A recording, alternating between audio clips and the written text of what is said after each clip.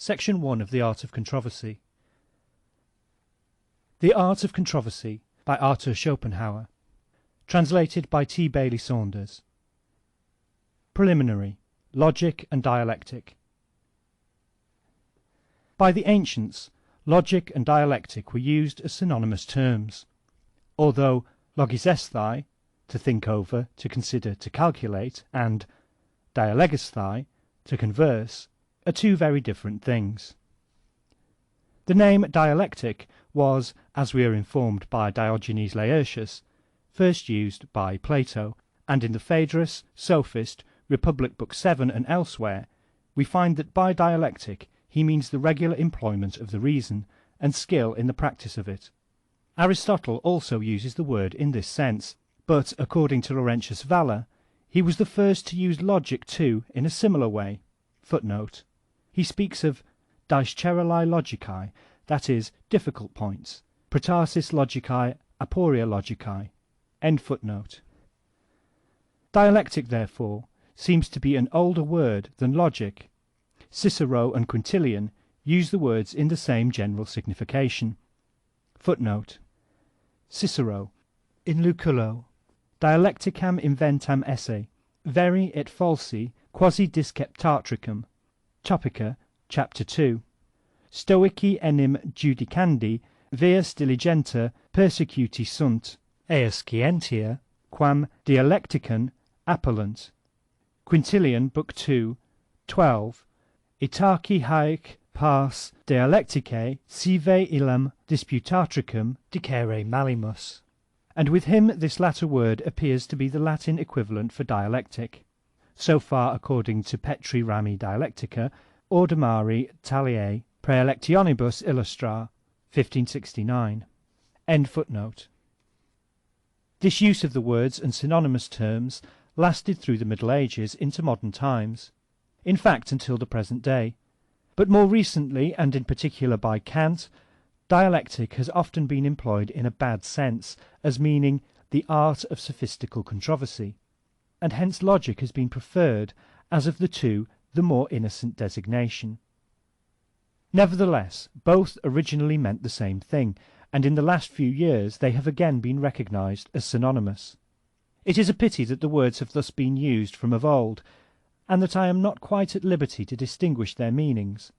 Otherwise I should have preferred to define logic, from logos, word and reason, which are inseparable, as, quote, the science of the laws of thought, that is, of the method of reason, end quote, and dialectic, from dialegesthai, to converse, and every conversation communicates either facts or opinions, that is to say, it is historical or deliberative, as, quote, the art of disputation, end quote, in the modern sense of the word.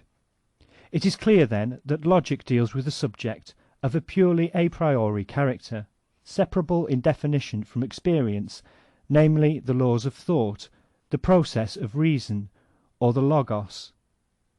The laws, that is, which reason follows when it is left to itself and not hindered, as in the case of a solitary thought on the part of a rational being who is in no way misled. Dialectic, on the other hand, would treat of the intercourse between two rational beings who, because they are rational, ought to think in common, but who, as soon as they cease to agree, like two clocks keeping exactly the same time, create a disputation or intellectual contest. Regarded as purely rational beings, the individuals would, I say, necessarily be in agreement, and their variation springs from the difference essential to individuality. In other words, it is drawn from experience. Logic, therefore, as the science of thought or the science of the process of pure reason, should be capable of being constructed a priori. Dialectic, for the most part, can be constructed only a posteriori.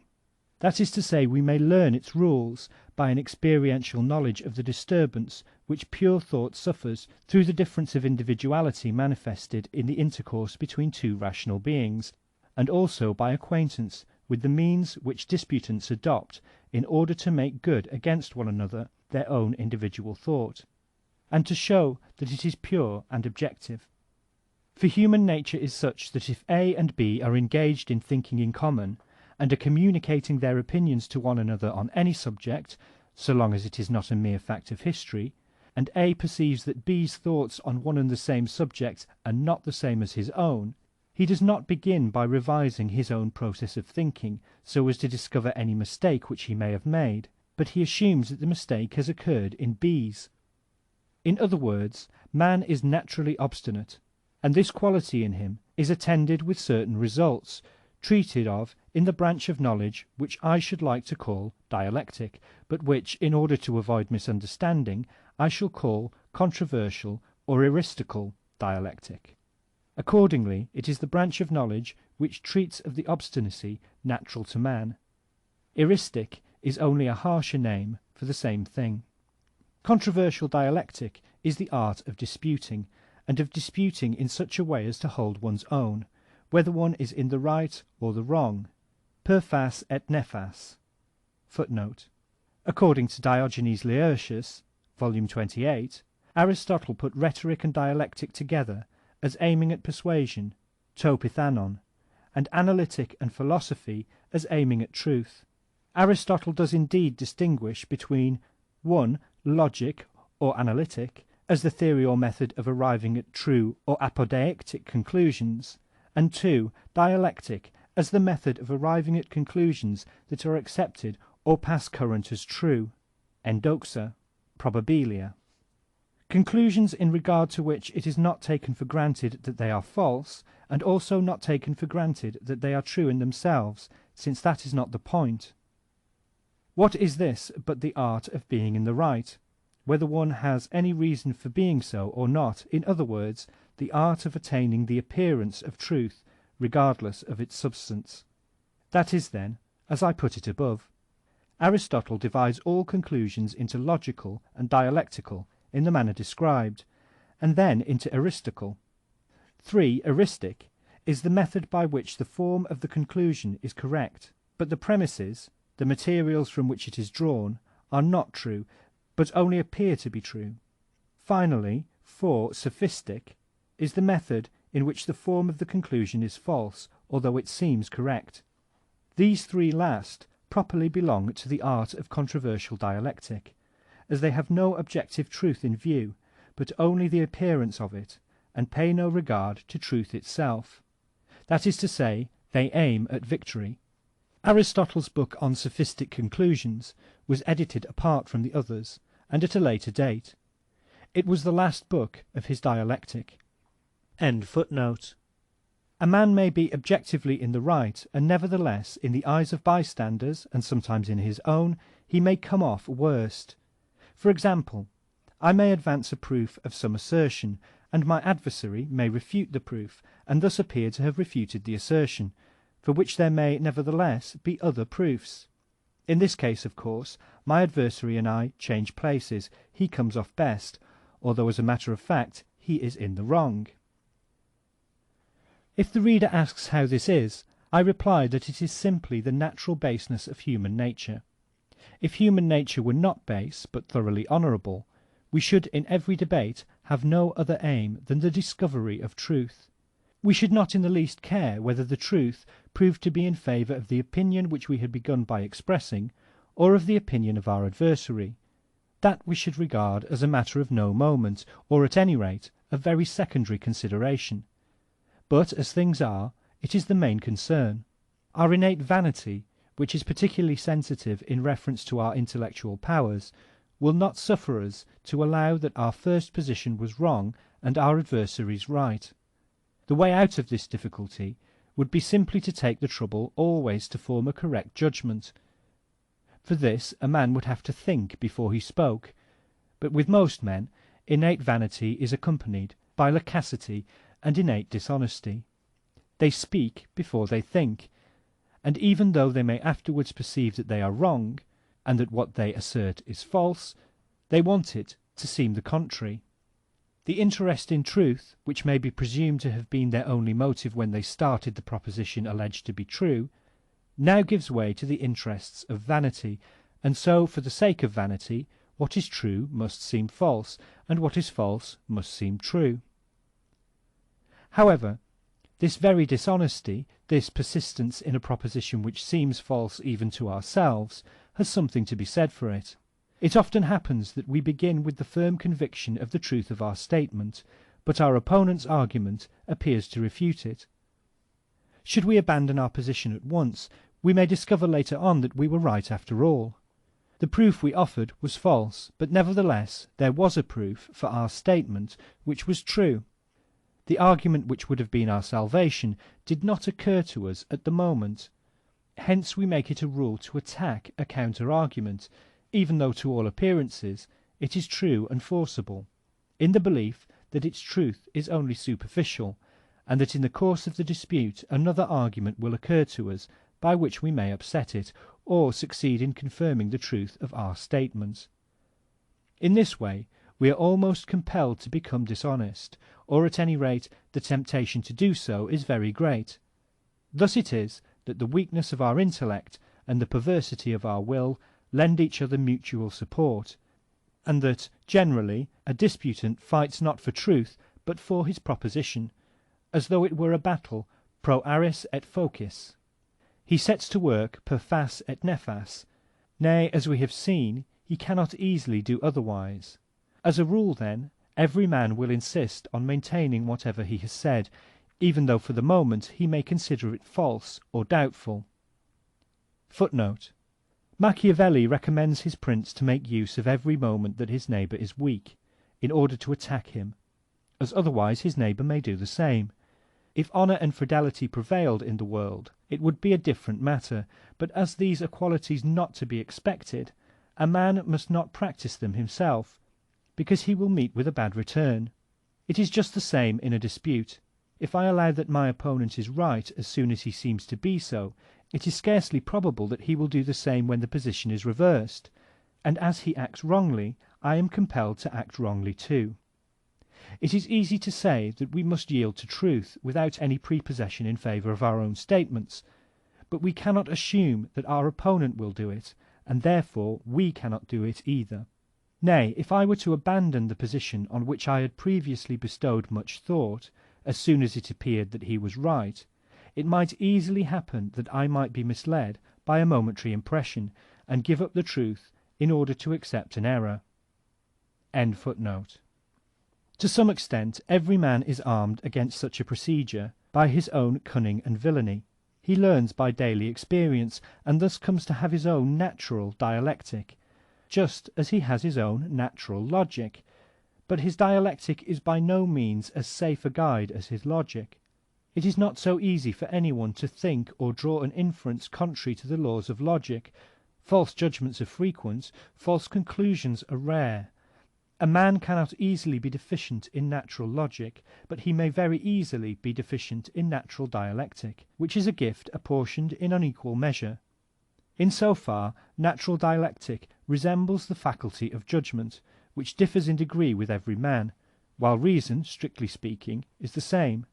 For it often happens that in a matter in which a man is really in the right, he is confounded or refuted by merely superficial arguments, and if he emerges victorious from a contest, he owes it very often not so much to the correctness of his judgment in stating his proposition, as to the cunning and address with which he defended it. Here, as in all other cases, the best gifts are born with a man. Nevertheless, much may be done to make him a master of this art by practice, and also by a consideration of the tactics which may be used to defeat an opponent, or which he uses himself for a similar purpose. Therefore, even though logic may be of no very real practical use, dialectic may certainly be so, and Aristotle too seems to me to have drawn up his logic proper or analytic as a foundation and preparation for his dialectic, and to have made this his chief business. Logic is concerned with the mere form of propositions, dialectic with their contents or matter, in a word, with their substance. It was proper, therefore, to consider the general form of all propositions before proceeding to particulars. Aristotle does not define the object of dialectic as exactly as I have done it here, for while he allows that its principal object is disputation, he declares at the same time that it is also the discovery of truth. Footnote: Topica, Book 1, 2. Again, he says later on that if from the philosophical point of view propositions are dealt with according to their truth, dialectic regards them according to their plausibility, or the measure in which they will win the approval and assent of others. Topica, Book 1, 12. He is aware that the objective truth of a proposition must be distinguished and separated from the way in which it is pressed home and approbation won for it, but he fails to draw a sufficiently sharp distinction between these two aspects of the matter so as to reserve dialectic for the latter alone. On the other hand, in his book De Sophisticis Elenchis, he takes too much trouble to separate dialectic from sophistic and eristic, where the distinction is said to consist in this, that dialectical conclusions are true in their form and their contents, while sophistical and eristical conclusions are false. Eristic so far differs from sophistic that while the master of eristic aims at mere victory, the sophist looks to the reputation, and with it the monetary rewards which he will gain. But whether a proposition is true in respect of its contents is far too uncertain a matter to form the foundation of the distinction in question, and it is a matter on which the disputant, least of all, can arrive at certainty. Nor is it disclosed in any very sure form, even by the result of the disputation. Therefore, when Aristotle speaks of dialectic, we must include in it sophistic, eristic, and peirastic, and define it as the art of getting the best of it in a dispute, in which unquestionably the safest plan is to be in the right to begin with. But this in itself is not enough in the existing disposition of mankind, and on the other hand, with the weakness of the human intellect, it is not altogether necessary. Other expedients are required, which, just because they are unnecessary to the attainment of objective truth, may also be used when a man is objectively in the wrong, and whether or not this is the case is hardly ever a matter of complete certainty. I am of opinion, therefore, that a sharper distinction should be drawn between dialectic and logic than Aristotle has given us, that to logic we should assign objective truth as far as is merely formal, and that dialectic should be confined to the art of gaining one's point, and contrarily, that sophistic and eristic should not be distinguished from dialectic in Aristotle's fashion, since the difference which he draws rests on objective and material truth, and in regard to what this is, we cannot attain any clear certainty before discussion, but we are compelled, with Pilate, to ask, what is truth? For truth is in the depths. En butho hai haletheia, a saying of Democritus, Diogenes Laertius 972. Two men often engage in a warm dispute, and then return to their homes, each of the other's opinion, which he has exchanged for his own. It is easy to say that in every dispute we should have no other aim than the advancement of truth, but before dispute no one knows where it is, and through his opponent's arguments and his own a man is misled. The rules which he often gives for dialectic contain some of those which properly belong to logic, and hence it appears to me that he has not provided a clear solution of the problem. We must always keep the subject of one branch of knowledge quite distinct from that of any other. To form a clear idea of the province of dialectic, we must pay no attention to objective truth, which is an affair of logic. We must regard it simply as the art of getting the best of it in a dispute, which, as we have seen, is all the easier if we are actually in the right. In itself, dialectic has nothing to do but show how a man may defend himself against attacks of every kind, and especially against dishonest attacks, and in the same fashion how he may attack another man's statement without contradicting himself, or generally without being defeated. The discovery of objective truth must be separated from the art of winning acceptance for propositions, for objective truth is an entirely different matter. It is the business of sound judgment, reflection, and experience, for which there is no special art. Such, then, is the aim of dialectic. It has been defined as the logic of appearance, but the definition is a wrong one, as in that case it could only be used to repel false propositions. But even when a man has the right on his side, he needs dialectic in order to defend and maintain it. He must know what the dishonest tricks are in order to meet them. Nay, he must often make use of them himself, so as to beat the enemy with his own weapons. Accordingly, in a dialectical contest, we must put objective truth aside, or rather we must regard it as an accidental circumstance, and look only to the defense of our own position and the refutation of our opponents.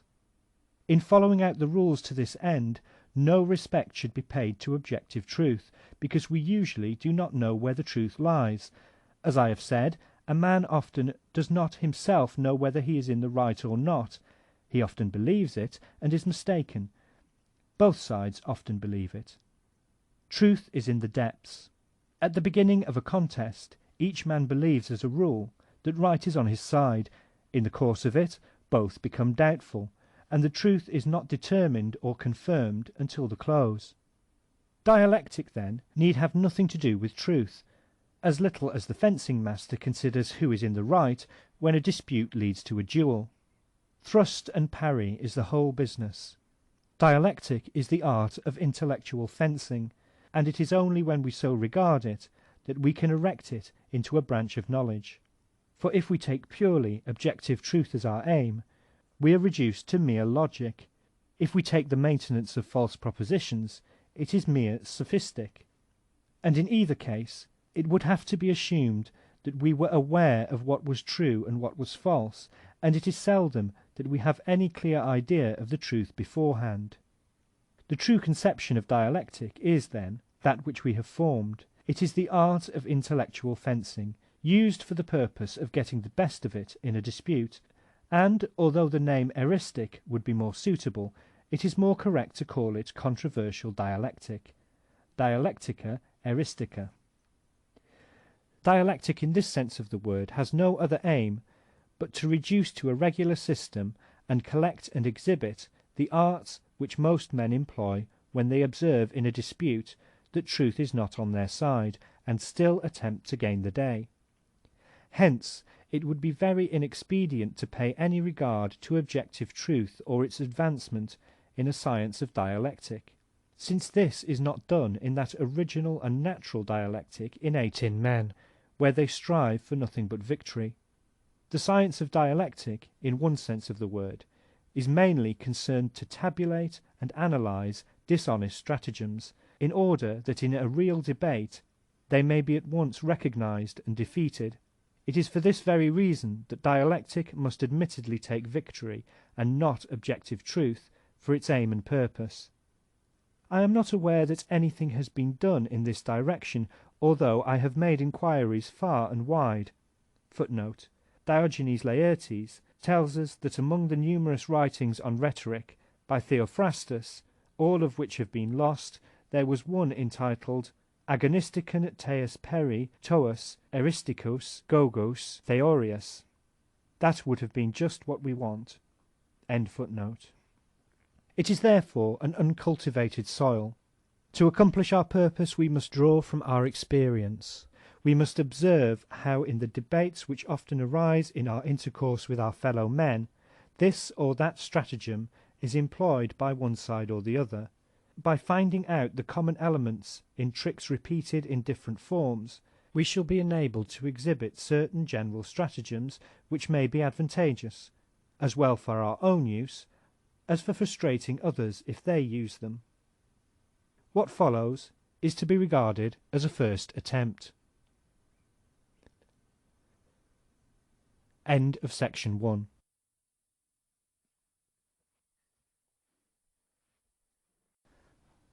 Section 2 of the Art of Controversy. The basis of all dialectic. First of all, we must consider the essential nature of every dispute, what it is that really takes place in it. Our opponent has stated a thesis, or we ourselves, it is all one. There are two modes of refuting it, and two courses that we may pursue. 1. The modes are 1. Ad rem, 2. Ad hominem, or ex concessis. That is to say, we may show either that the proposition is not in accordance with the nature of things, i.e. with absolute objective truth, or that it is inconsistent with other statements or admissions of our opponent, i.e. with truth as it appears to him. The latter mode of arguing a question produces only a relative conviction, and makes no difference whatever to the objective truth of the matter. 2. The two courses that we may pursue are 1. The direct, and 2. The indirect refutation. The direct attacks the reason for the thesis, the indirect its results. The direct refutation shows that the thesis is not true, the indirect that it cannot be true. The direct course admits of a twofold procedure. Either we may show that the reasons for the statement are false, nego majorem minorem, or we may admit the reasons or premises, but show that the statement does not follow from them, nego consequentiam. That is, we attack the conclusion or form of the syllogism. The direct refutation makes use either of the diversion or of the instance. A. The diversion. We accept our opponent's proposition as true, and then show what follows from it when we bring it into connection with some other proposition acknowledged to be true. We use the two propositions as the premises of a syllogism, giving a conclusion which is manifestly false, as contradicting either the nature of things, footnote, if it is in direct contradiction with a perfectly undoubted truth, we have reduced our opponent's position ad absurdum, end footnote, or other statements of our opponent himself, that is to say, the conclusion is false either ad rem or ad hominem. Footnote. Socrates in Hippias Major et alias. End footnote.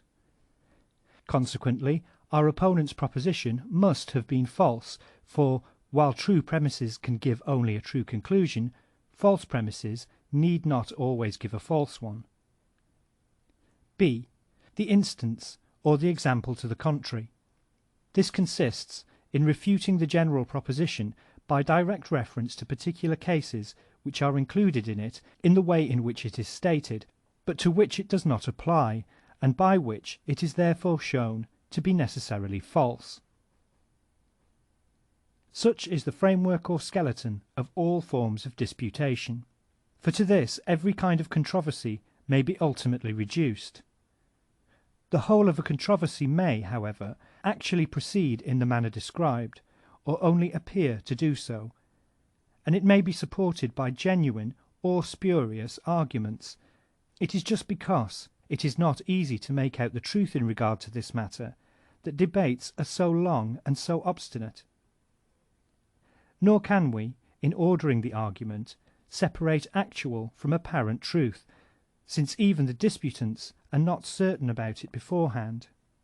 Therefore I shall describe the various tricks or stratagems without regard to questions of objective truth or falsity, for that is a matter on which we have no assurance, and which cannot be determined previously. Moreover, in every disputation or argument on any subject, we must agree about something, and by this, as a principle, we must be willing to judge the matter in question. We cannot argue with those who deny principles. Contra negantem principia non est disputandum. End of section 2.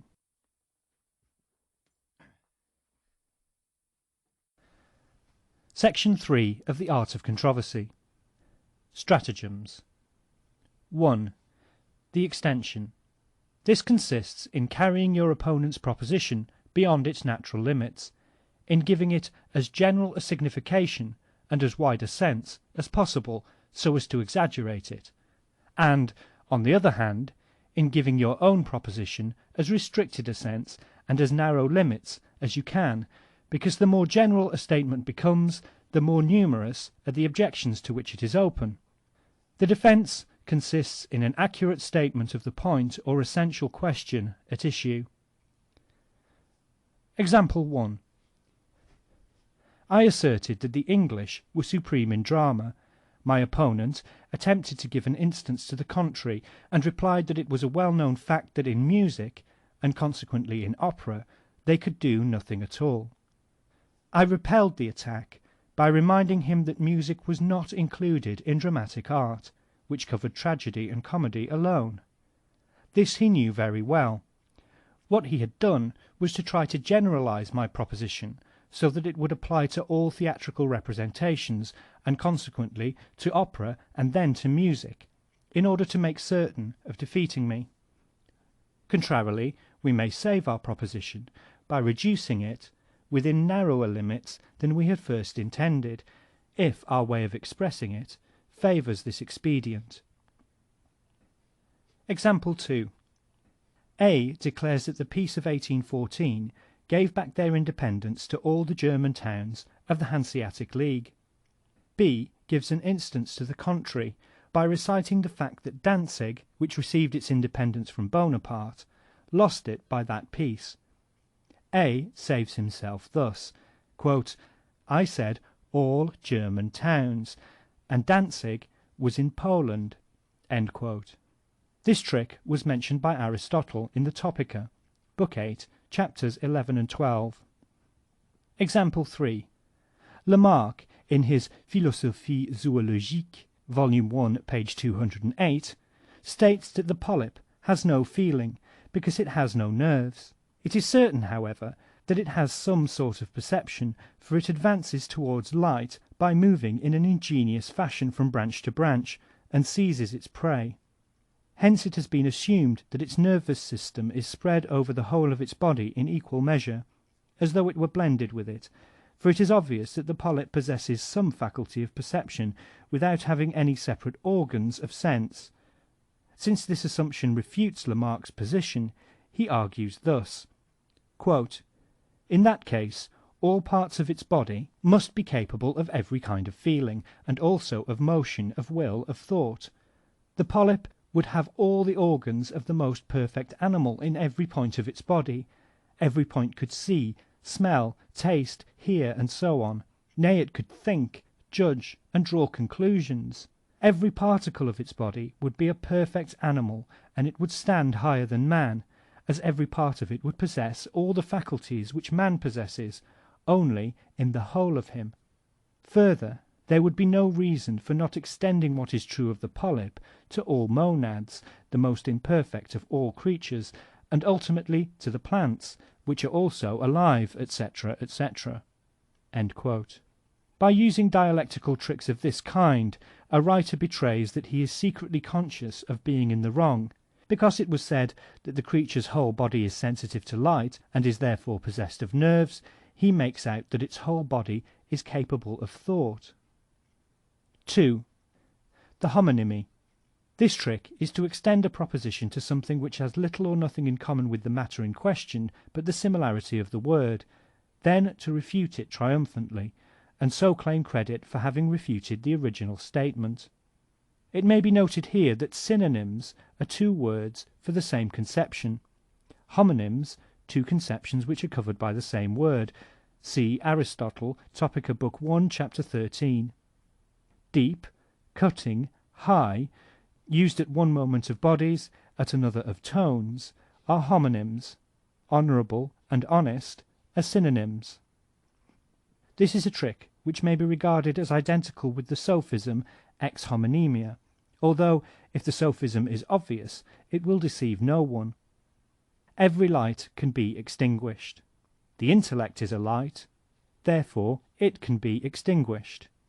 Here it is at once clear that there are four terms in the syllogism, light being used both in a real and in a metaphorical sense. But if the sophism takes a subtle form, it is of course apt to mislead, especially where the conceptions which are covered by the same word are related, and inclined to be interchangeable. It is never subtle enough to deceive if it is used intentionally, and therefore cases of it must be collected from actual and individual experience. It would be a very good thing if every trick could receive some short and obviously appropriate name, so that when a man used this or that particular trick he could be at once reproached for it. I will give two examples of the homonymy. Example 1. A. Quote, "You are not yet initiated into the mysteries of the Kantian philosophy." End quote. B.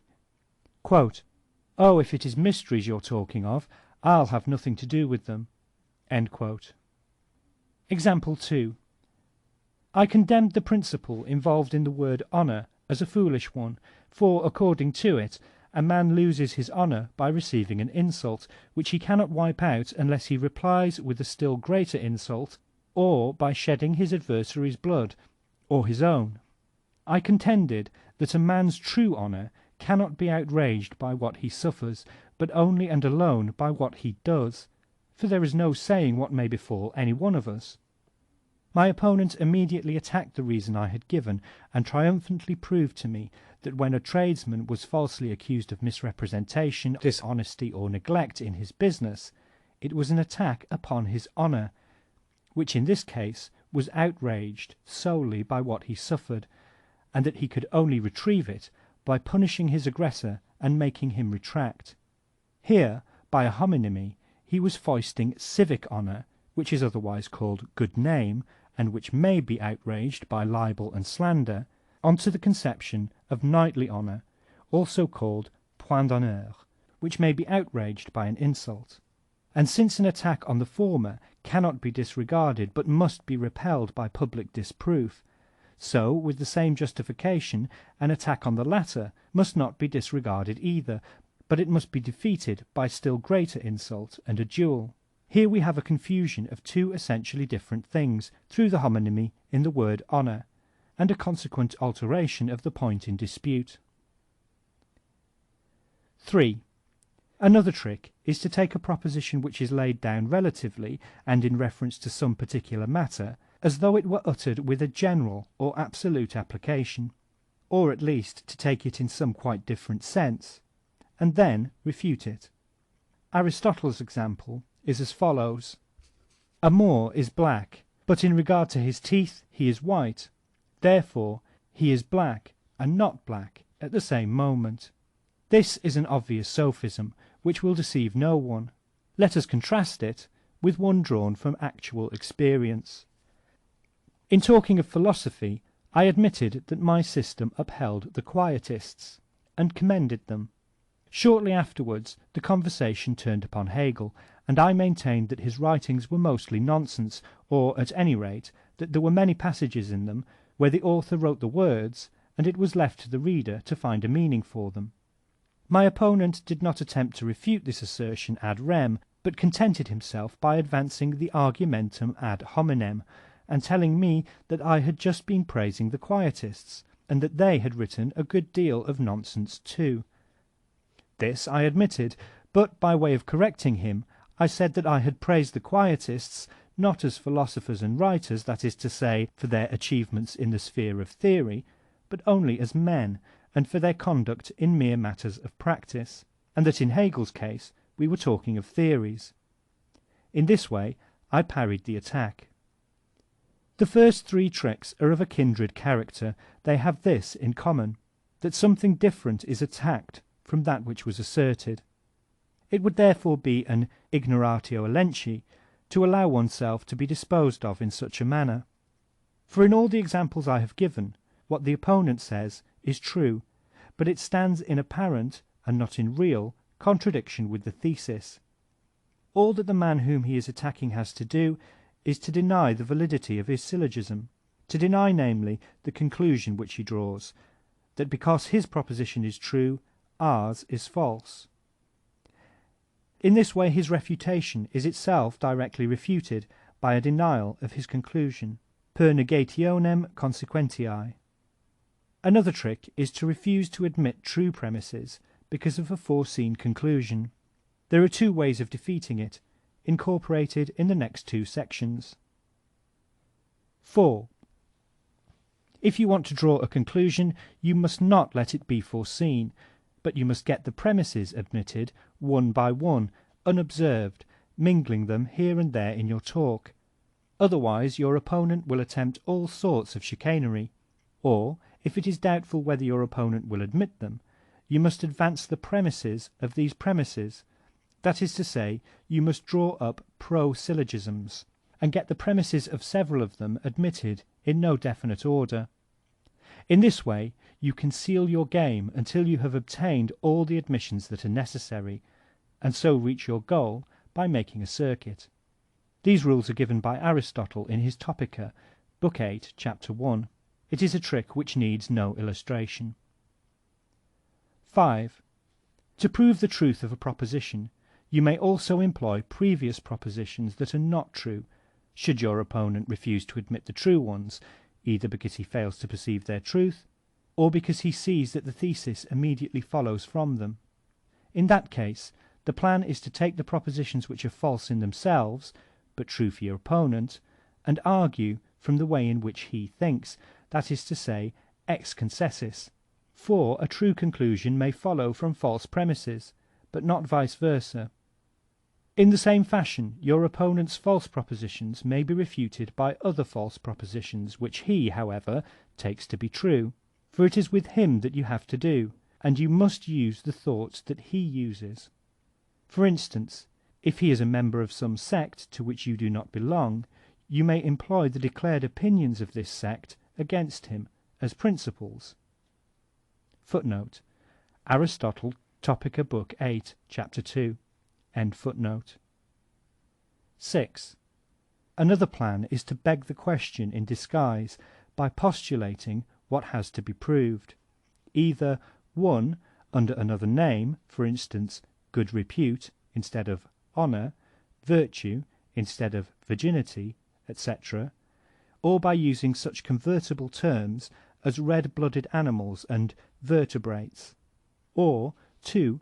By making a general assumption covering the particular point in dispute, for instance, maintaining the uncertainty of medicine by postulating the uncertainty of all human knowledge. 3. If, vice versa, two things follow one from the other, and one is to be proved, you may postulate the other. 4. If a general proposition is to be proved, you may get your opponent to admit every one of the particulars. This is the converse of the second. Footnote: Aristotle, Topica, Book 8, Chapter 11.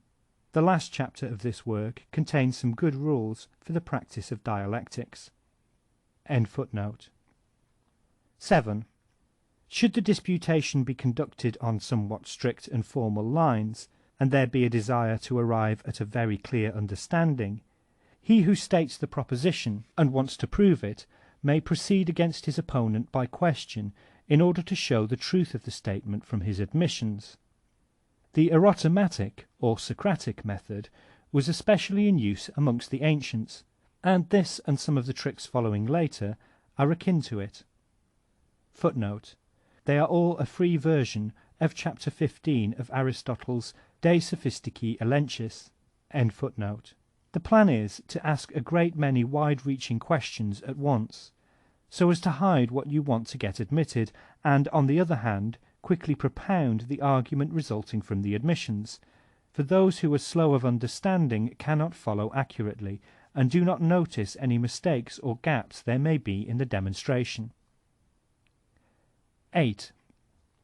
This trick consists in making your opponent angry, for when he is angry he is incapable of judging aright and perceiving where his advantage lies. You can make him angry by doing him repeated injustice, or practicing some kind of chicanery, and being generally insolent. 9. Or you may put questions in an order different from that which the conclusion to be drawn from them requires, and transpose them, so as not to let him know at what you are aiming. He can then take no precautions. You may also use his answers for different or even opposite conclusions according to their character. This is akin to the trick of masking your procedure. 10. If you observe that your opponent designedly returns a negative answer to the questions which, for the sake of your proposition, you want him to answer in the affirmative, you must ask the converse of the proposition, as though it were that which you are anxious to see affirmed, or, at any rate, you may give him his choice of both, so that he may not perceive which of them you are asking him to affirm. End of section 3.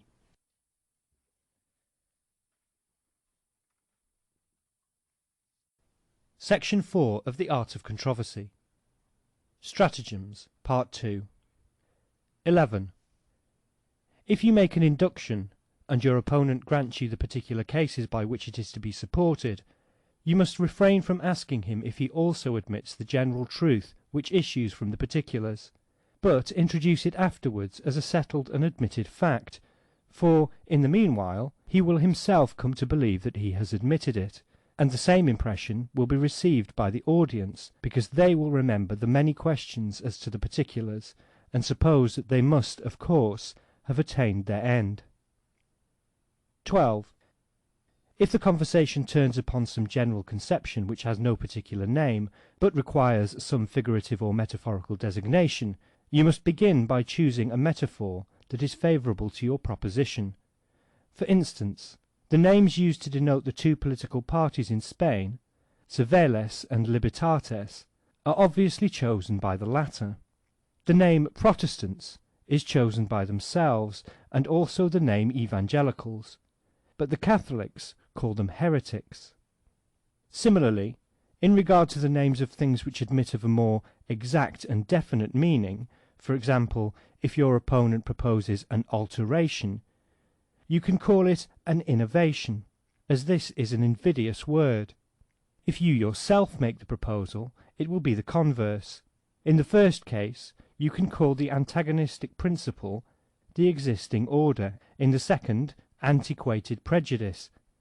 What an impartial man with no further purpose to serve would call public worship, or system of religion, is described by an adherent as piety, godliness, and by an opponent as bigotry, superstition. This is, at bottom, a subtle petitio principii. What is sought to be proved is, first of all, inserted in the definition, whence it is then taken by mere analysis. What one man calls placing in safe custody, another calls throwing into prison. A speaker often betrays his purpose beforehand by the names which he gives to things. One man talks of the clergy, another of the priests. Of all the tricks of controversy, this is the most frequent, and it is used instinctively. You hear of religious zeal or fanaticism, a faux pas, a piece of gallantry or adultery, an equivocal or a bawdy story, embarrassment or bankruptcy. Through influences and connection, or by bribery and nepotism, sincere gratitude, or good pay. 13. To make your opponent accept a proposition, you must give him the counter-proposition as well, leaving him his choice of the two, and you must render the contrast as glaring as you can, so that to avoid being paradoxical, he will accept the proposition, which is thus made to look quite probable. For instance, if you want to make him admit that a boy must do everything that his father tells him to, ask him, quote, whether in all things we must obey or disobey our parents, end quote.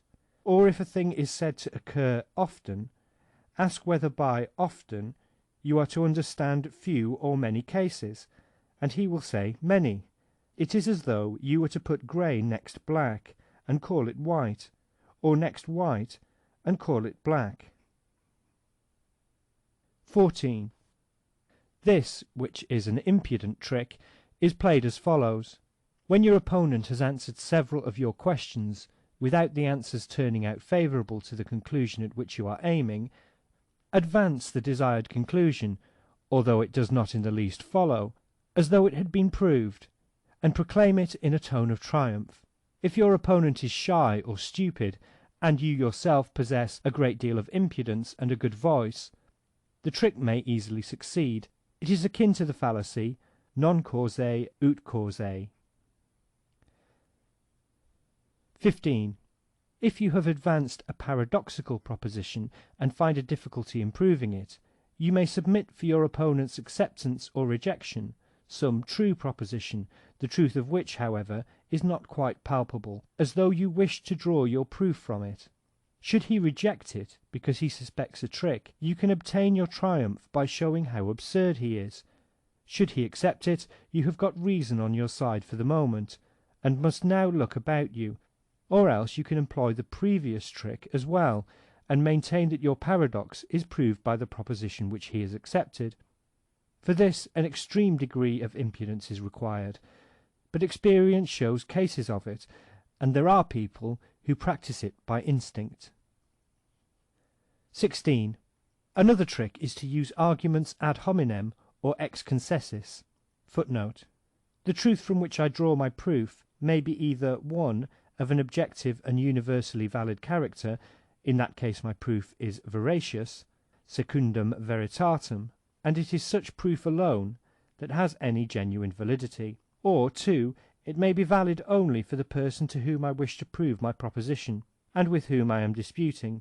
He has, that is to say, either taken up some position once for all as a prejudice, or hastily admitted it in the course of the dispute, and on this I ground my proof. In that case it is a proof valid only for this particular man, ad hominem. I compel my opponent to grant my proposition, but I fail to establish it as a truth of universal validity. My proof avails for my opponent alone, but for no one else. For example, if my opponent is a devotee of Kant's, and I grant my proof on some utterance of that philosopher, it is a proof which in itself is only ad hominem. If he is a Mohammedan, I may prove my point by reference to a passage in the Koran, and that is sufficient for him, but here it is only a proof ad hominem. End footnote. When your opponent makes a proposition, you must try to see whether it is not in some way, if needs be only apparently, inconsistent with some other proposition which he has made or admitted, or with the principles of a school or sect which he has commended and approved, or with the actions of those who support the sect, or else with those who give it only an apparent and spurious support, or with his own actions or want of action. For example, should he defend suicide, you may at once exclaim, "Why don't you hang yourself?" Should he maintain that Berlin is an unpleasant place to live in, you must say, "Why don't you leave by the first train?" Some such claptrap is always possible. 17. If your opponent presses you with a counterproof, you will often be able to save yourself by advancing some subtle distinction, which, it is true, had not previously occurred to you, that is, if the matter admits of a double application, or of being taken in any ambiguous sense. 18. If you observe that your opponent has taken up a line of argument which will end in your defeat, you must not allow him to carry it to its conclusion, but interrupt the course of the dispute in time, or break it off altogether, or lead him away from the subject, and bring him to others. In short, you must effect the trick which will be noticed later on, the mutatio controversiae. See section 29. 19. Should your opponent expressly challenge you to produce any objection to some definite point in his argument, and you have nothing much to say, you must try to give the matter a general turn, and then talk against that. If you are called upon to say why a particular physical hypothesis cannot be accepted, you may speak of the fallibility of human knowledge, and give various illustrations of it. 20. When you have elicited all your premises, and your opponent has admitted them, you must refrain from asking him for the conclusion, but draw it at once for yourself. Nay, even though one or other of the premises should be lacking, you may take it as though it too had been admitted, and draw the conclusion. This trick is an application of the fallacy non causae ut causae.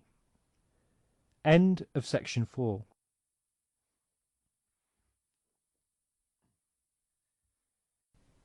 Section 5 of the Art of Controversy. 21. When your opponent uses a merely superficial or sophistical argument, and you see through it, you can, it is true, refute it by setting forth its captious and superficial character. But it is better to meet him with a counter-argument which is just as superficial and sophistical, and so dispose of him. For it is with victory that you are concerned, and not with truth. If, for example, he adopts an argument ad hominem, it is sufficient to take the force out of it by a counter argumentum ad hominem or argumentum ex concessis. And, in general, instead of setting forth the true state of the case at equal length, it is shorter to take this course, if it lies open to you. 22.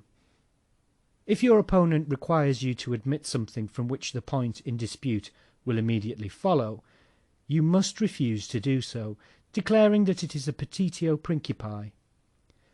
For he and the audience will regard a proposition which is near akin to the point in dispute as identical with it, and in this way you will deprive him of his best argument. 23. Contradiction and contention irritate a man into exaggerating his statement. By contradicting your opponent, you may drive him into extending beyond its proper limits a statement which, at all events within those limits and in itself, is true. And when you refute this exaggerated form of it, you look as though you had also refuted his original statement. Contrarily, you must take care not to allow yourself to be misled by contradictions into exaggerating or extending a statement of your own.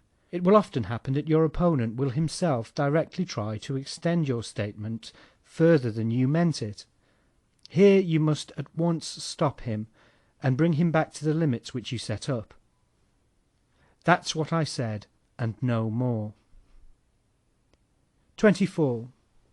This trick consists in stating a false syllogism.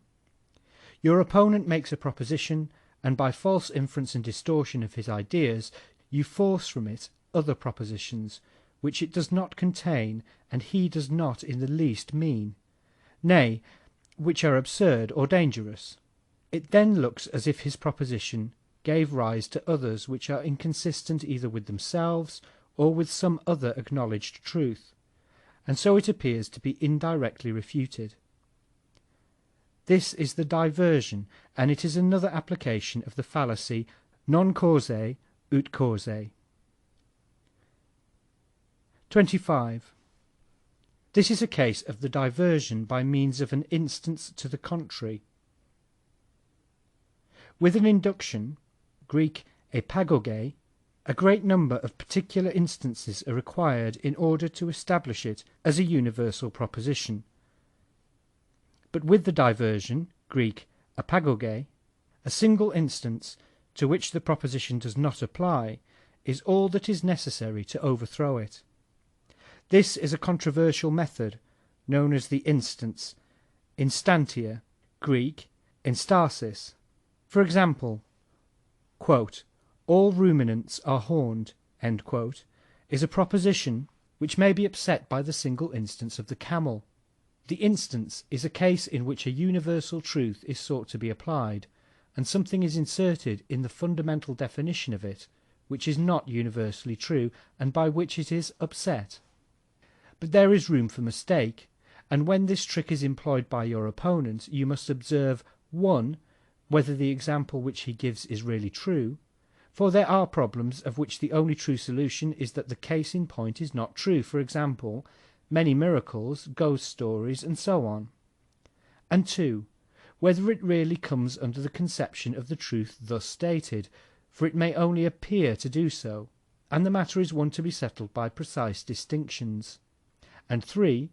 Whether it is really inconsistent with this conception, for this again may be only an apparent inconsistency. 26. A brilliant move is the retorsio argumenti, or turning of the tables, by which your opponent's argument is turned against himself. He declares, for instance, quote, so-and-so is a child, you must make allowance for him. End quote. You retort, quote, just because he is a child, I must correct him, otherwise he will persist in his bad habits. End quote. 27.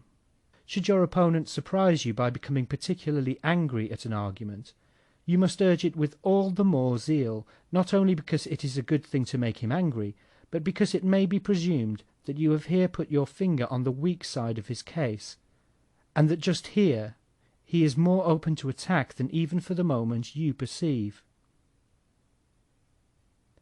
28. This is chiefly practicable in a dispute between scholars in the presence of the unlearned. If you have no argument ad rem, and none either ad hominem, you can make one ad auditores. That is to say, you can start some invalid objection which, however, only an expert sees to be invalid. Now your opponent is an expert, but those who form your audience are not, and accordingly in their eyes he is defeated, particularly if the objection which you make places him in any ridiculous light. People are ready to laugh, and you have the laughers on your side.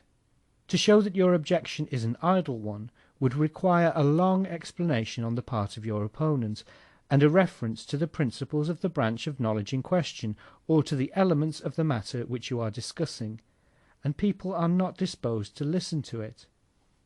For example, your opponent states that in the original formation of a mountain range, the granite and other elements in its composition were, by reason of their high temperature, in a fluid or molten state, that the temperature must have amounted to some 480 degrees Fahrenheit, and that when the mass took shape it was covered by the sea.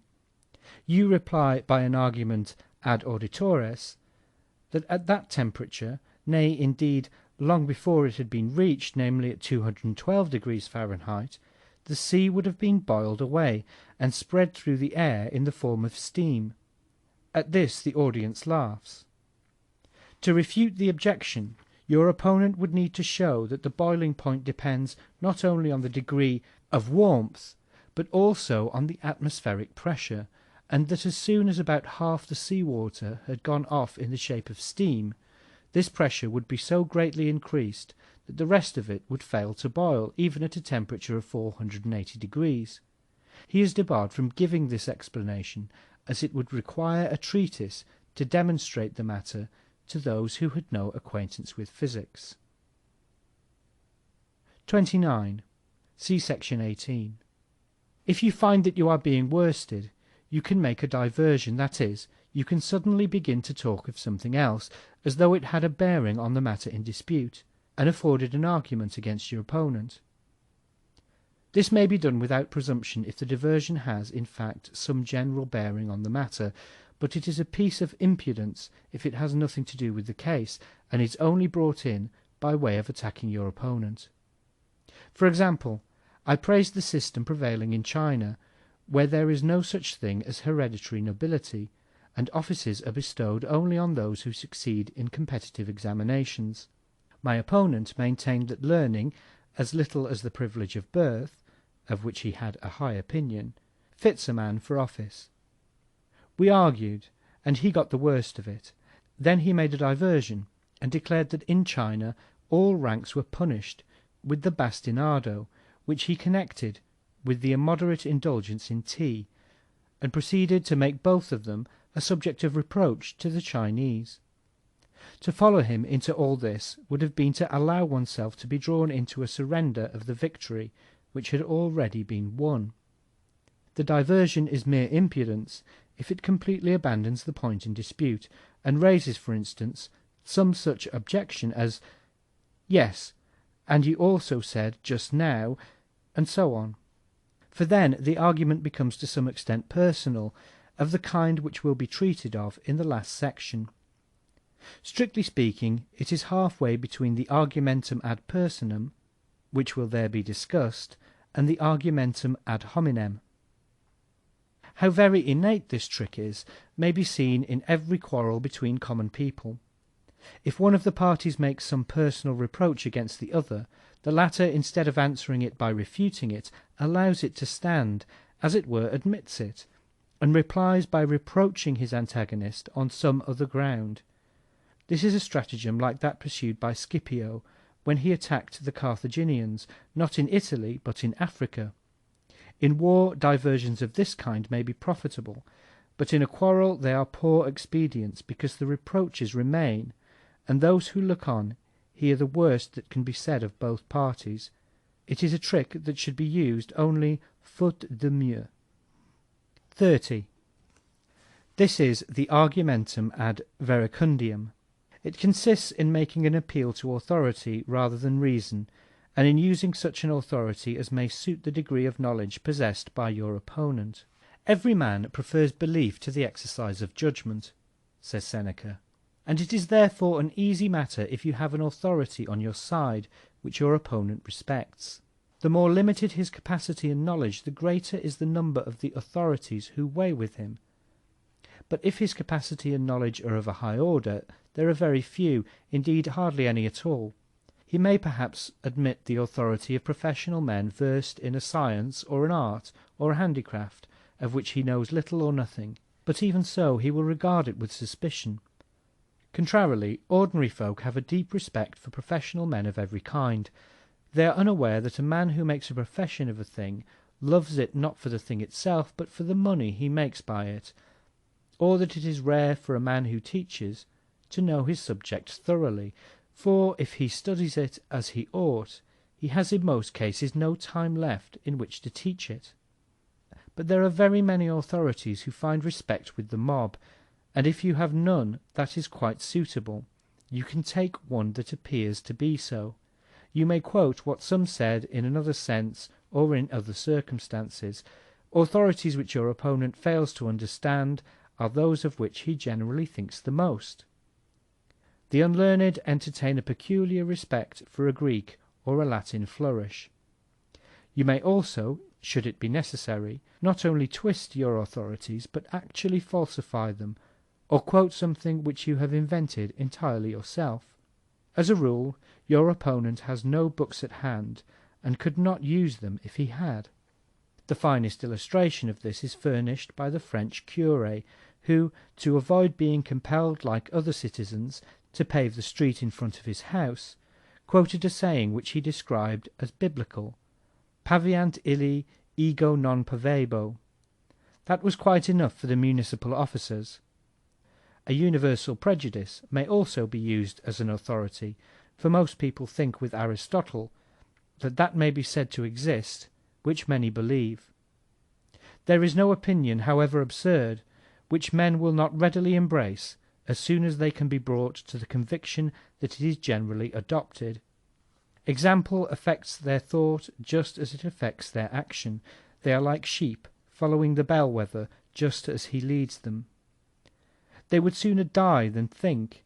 It is very curious that the universality of an opinion should have so much weight with people, as their own experience might tell them that its acceptance is an entirely thoughtless and merely imitative process. But it tells them nothing of the kind, because they possess no self-knowledge whatever.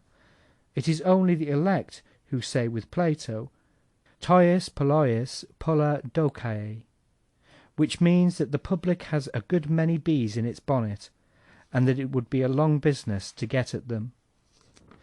But, to speak seriously, the universality of an opinion is no proof, nay, it is not even a probability, that the opinion is right.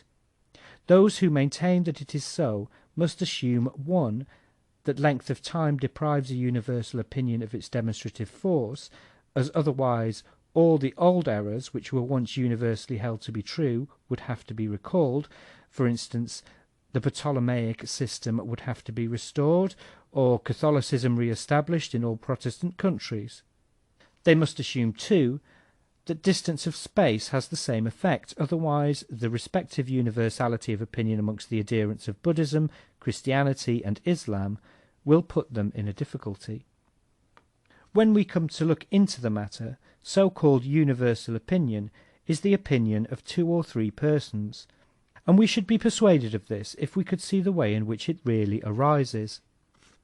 We should find that it is 2 or 3 persons who, in the first instance, accepted it or advanced and maintained it, and of whom people were so good as to believe that they had thoroughly tested it.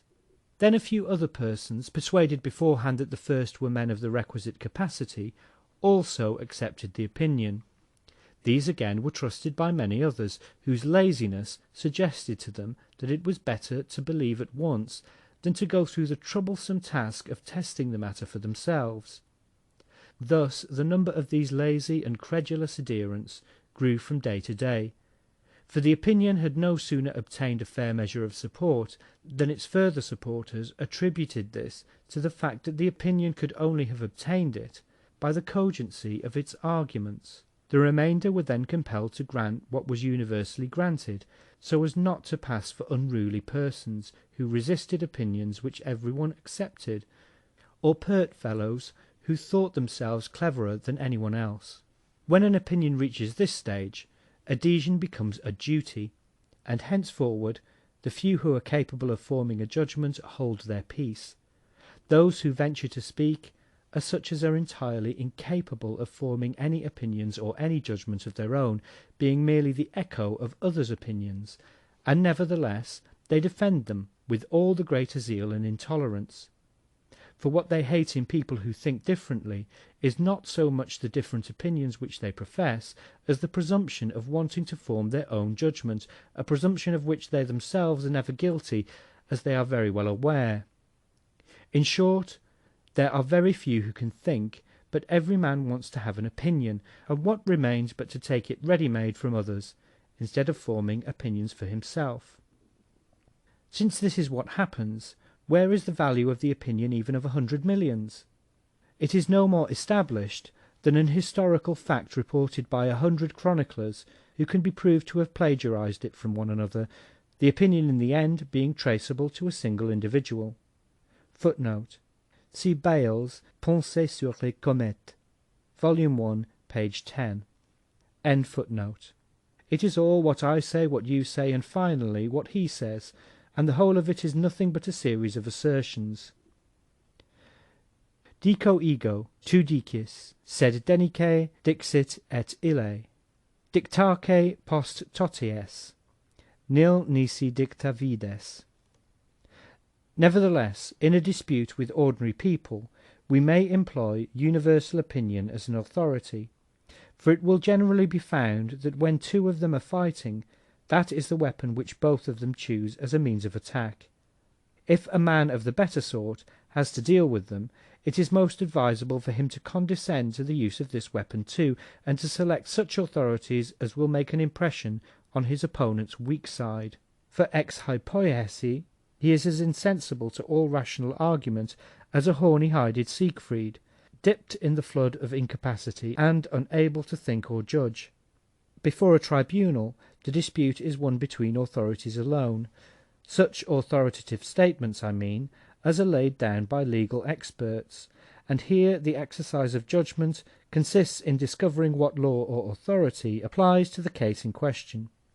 There is, however, plenty of room for dialectic, for should the case in question and the law not really fit each other, they can, if necessary, be twisted, until they appear to do so, or vice versa. End of section 5.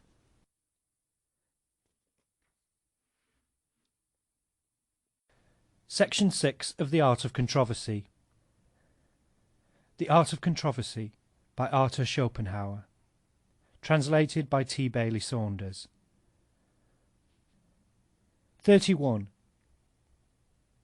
If you know that you have no reply to the arguments which your opponent advances, you may, by a fine stroke of irony, declare yourself to be an incompetent judge. What you now say passes my poor powers of comprehension. It may be all very true, but I can't understand it, and I refrain from any expression of opinion on it. In this way you insinuate to the bystanders, with whom you are in good repute, that what your opponent says is nonsense. Thus, when Kant's Critique appeared, or rather when it began to make a noise in the world, many professors of the old eclectic school declared that they failed to understand it, in the belief that their failure settled the business. But when the adherents of the new school proved to them that they were quite right, and had really failed to understand it, they were in a very bad humour. This is a trick which may be used only when you are quite sure that the audience thinks much better of you than of your opponent. A professor, for instance, may try it on a student. Strictly, it is a case of the preceding trick. It is a particularly malicious assertion of one's own authority, instead of giving reasons. The counter-trick is to say, I beg your pardon, But with your penetrating intellect it must be very easy for you to understand anything, and it can only be my poor statement of the matter that is at fault. And then go on to rub it into him until he understands it nolens volens, and sees for himself that it was really his own fault alone. In this way you parry his attack. With the greatest politeness he wanted to insinuate that you were talking nonsense, and you, with equal courtesy, prove to him that he is a fool. 32. If you are confronted with an assertion, there is a short way of getting rid of it, or at any rate of throwing suspicion on it, by putting it in some odious category, even though the connection is only apparent, or else of a loose character. You can say, for instance, that is Manichaeism, or it is Arianism, or Pelagianism, or Idealism, or Spinozism, or Pantheism, or Brownianism, or Naturalism, or Atheism, or Rationalism, Spiritualism, Mysticism, and so on. In making an objection of this kind, you take it for granted, 1. That the assertion in question is identical with, or at least contained in, the category cited, that is to say, you cry out, "Oh, I have heard that before," and 2. That the system referred to has been entirely refuted, and does not contain a word of truth. 33. That's all very well in theory, but it won't do in practice. In this sophism you admit the premises but deny the conclusion, in contradiction with a well-known rule of logic. The assertion is based upon an impossibility. What is right in theory must work in practice, and if it does not, there is a mistake in the theory. Something has been overlooked and not allowed for. And consequently, what is wrong in practice is wrong in theory too. 34. When you state a question or an argument, and your opponent gives you no direct answer or reply, but evades it by a counter-question, or an indirect answer, or some assertion which has no bearing on the matter, and generally tries to turn the subject, it is a sure sign that you have touched a weak spot, sometimes without knowing it. You have, as it were, reduced him to silence. You must, therefore, urge the point all the more, and not let your opponent evade it, even when you do not know where the weakness which you have hit upon really lies. 35. There is another trick which, as soon as it is practicable, makes all others unnecessary. Instead of working on your opponent's intellect by argument, work on his will by motive, and he, and also the audience if they have similar interests, will at once be won over to your opinion, even though you got it out of a lunatic asylum. For, as a general rule, half an ounce of will is more effective than 100 weight of insight and intelligence. This, it is true, can be done only under particular circumstances. If you succeed in making your opponent feel that his opinion, should it prove to be true, will be distinctly prejudicial to his interest, he will let it drop like a hot potato, and feel that it was very imprudent to take it up. A clergyman, for instance, is defending some philosophical dogma. You make him sensible of the fact that it is in immediate contradiction with one of the fundamental doctrines of his church, and he abandons it. A landed proprietor maintains that the use of machinery in agricultural operations, as practised in England, is an excellent institution, since an engine does the work of many men. You give him to understand that it will not be very long before carriages are also worked by steam, and that the value of his large stud will be greatly depreciated, and you will see what he will say. In such cases, every man feels how thoughtless it is to sanction a law unjust to himself. Quam temere in nosmet legem sancimus iniquam. Nor is it otherwise if the bystanders, but not your opponent, belong to the same sect, guild, industry, club, etc. as yourself. Let his thesis be never so true, as soon as you hint that it is prejudicial to the common interests of the said society, all the bystanders will find that your opponent's arguments, however excellent they be, are weak and contemptible, and that yours, on the other hand, though they were random conjecture, are correct and to the point. You will have a chorus of loud approval on your side, and your opponent will be driven out of the field with ignominy. Nay, the bystanders will believe, as a rule, that they have agreed with you out of pure conviction, for what is not to our interest mostly seems absurd to us, our intellect being no siccum lumen. This trick might be called taking the tree by its root. Its usual name is the argumentum ab utile. 36. You may also puzzle and bewilder your opponent by mere bombast, and the trick is possible because a man generally supposes that there must be some meaning in words. Gewöhnlich glaubt der Mensch, wenn nur Worte hört. Es müsse sich dabei doch auch was denken lassen. If he is secretly conscious of his own weakness, and accustomed to hear much that he does not understand, and to make as though he did, you can easily impose upon him by some serious fooling that sounds very deep or learned, and deprives him of hearing, sight, and thought, and by giving out that it is the most indisputable proof of what you assert. It is a well-known fact that in recent times some philosophers have practised this trick on the whole of the public with the most brilliant success. But since present examples are odious, we may refer to the Vicar of Wakefield for an old one. 37. Should your opponent be in the right, but, luckily for your contention, choose a faulty proof, you can easily manage to refute it, and then claim that you have thus refuted his whole position. This is a trick which ought to be one of the first. It is, at bottom, an expedient by which an argumentum ad hominem is put forward as an argumentum ad rem. If no accurate proof occurs to him, or to the bystanders, you have won the day. For example, if a man advances the ontological argument, by way of proving God's existence, you can get the best of him, for the ontological argument may easily be refuted. This is the way in which bad advocates lose a good cause, by trying to justify it by an authority which does not fit it, when no fitting one occurs to them. 38. A last trick is to become personal, insulting, rude, as soon as you perceive that your opponent has the upper hand, and that you are going to come off worst. It consists in passing from the subject of dispute, as from a lost game, to the disputant himself, and in some way attacking his person. It may be called the argumentum ad personam, to distinguish it from the argumentum ad hominem, which passes from the objective discussion of the subject, pure and simple, to the statements or admissions which your opponent has made in regard to it.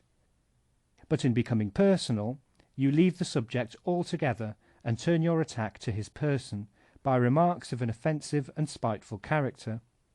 It is an appeal from the virtues of the intellect to the virtues of the body, or to mere animalism. This is a very popular trick, because everyone is able to carry it into effect, and so it is of frequent application. Now, the question is, what counter-trick avails for the other party? For if he has recourse to the same rule, there will be blows, or a duel, or an action for slander. It would be a great mistake to suppose that it is sufficient not to become personal yourself, for by showing a man quite quietly that he is wrong, and that what he says and thinks is incorrect, a process which occurs in every dialectical victory, you embitter him more than if you used some rude or insulting expression. Why is this? Because, as Hobbes observes, all mental pleasure consists in being able to compare oneself with others to one's own advantage.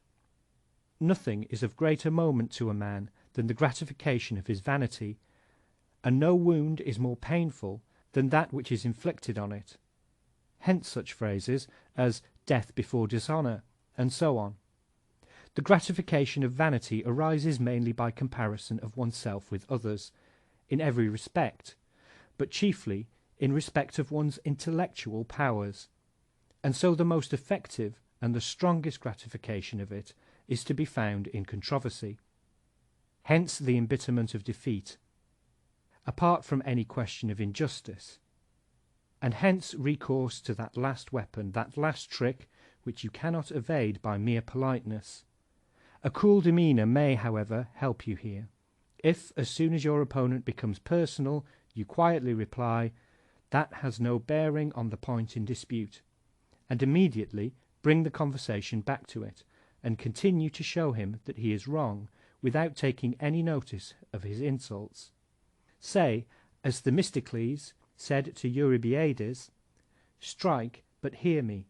But such demeanour is not given to every one. Footnote: Elementa philosophica de sive. End footnote. As a sharpening of wits, controversy is often indeed of mutual advantage, in order to correct one's thoughts and awaken new views. But in learning and in mental power, both disputants must be tolerably equal. If one of them lacks learning, he will fail to understand the other, and he is not on the same level with his antagonist. If he lacks mental power, he will be embittered, and led into dishonest tricks, and end by being rude. The only safe rule, therefore, is that which Aristotle mentions in the last chapter of his Topica: not to dispute with the first person you meet, but only with those of your acquaintances, of whom you know that they possess sufficient intelligence and self-respect not to advance absurdities, to appeal to reason and not to authority, and to listen to reason and yield to it, and finally to cherish truth, to be willing to accept reason even from an opponent, and to be just enough to bear being proved to be in the wrong, should truth lie with him. From this it follows that scarcely one man in 100 is worth your disputing with him. You may let the remainder say what they please, for everyone is at liberty to be a fool. Desipere est jus gentium. Remember what Voltaire says: La paix vaut encore mieux que la vérité. Remember also an Arabian proverb, which tells us that on the tree of silence there hangs its fruit, which is peace. End of section 6.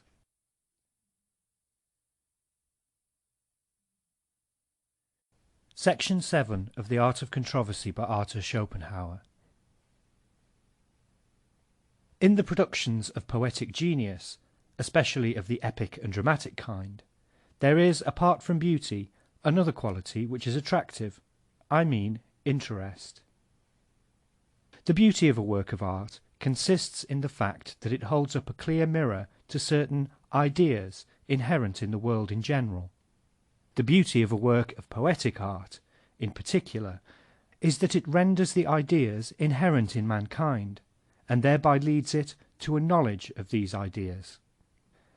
The means which poetry uses for this end are the exhibition of significant characters, and the invention of circumstances which will bring about significant situations, giving occasion to the characters to unfold their peculiarities and show what is in them, so that by some such representation a clearer and fuller knowledge of the many-sided idea of humanity may be attained. Beauty, however, in its general aspect, is the inseparable characteristic of the idea when it has become known.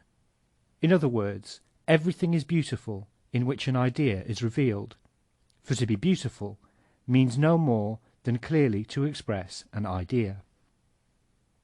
Thus we perceive that beauty is always an affair of knowledge, and that it appeals to the knowing subject, and not to the will. Nay, it is a fact that the apprehension of beauty on the part of the subject involves a complete suppression of the will.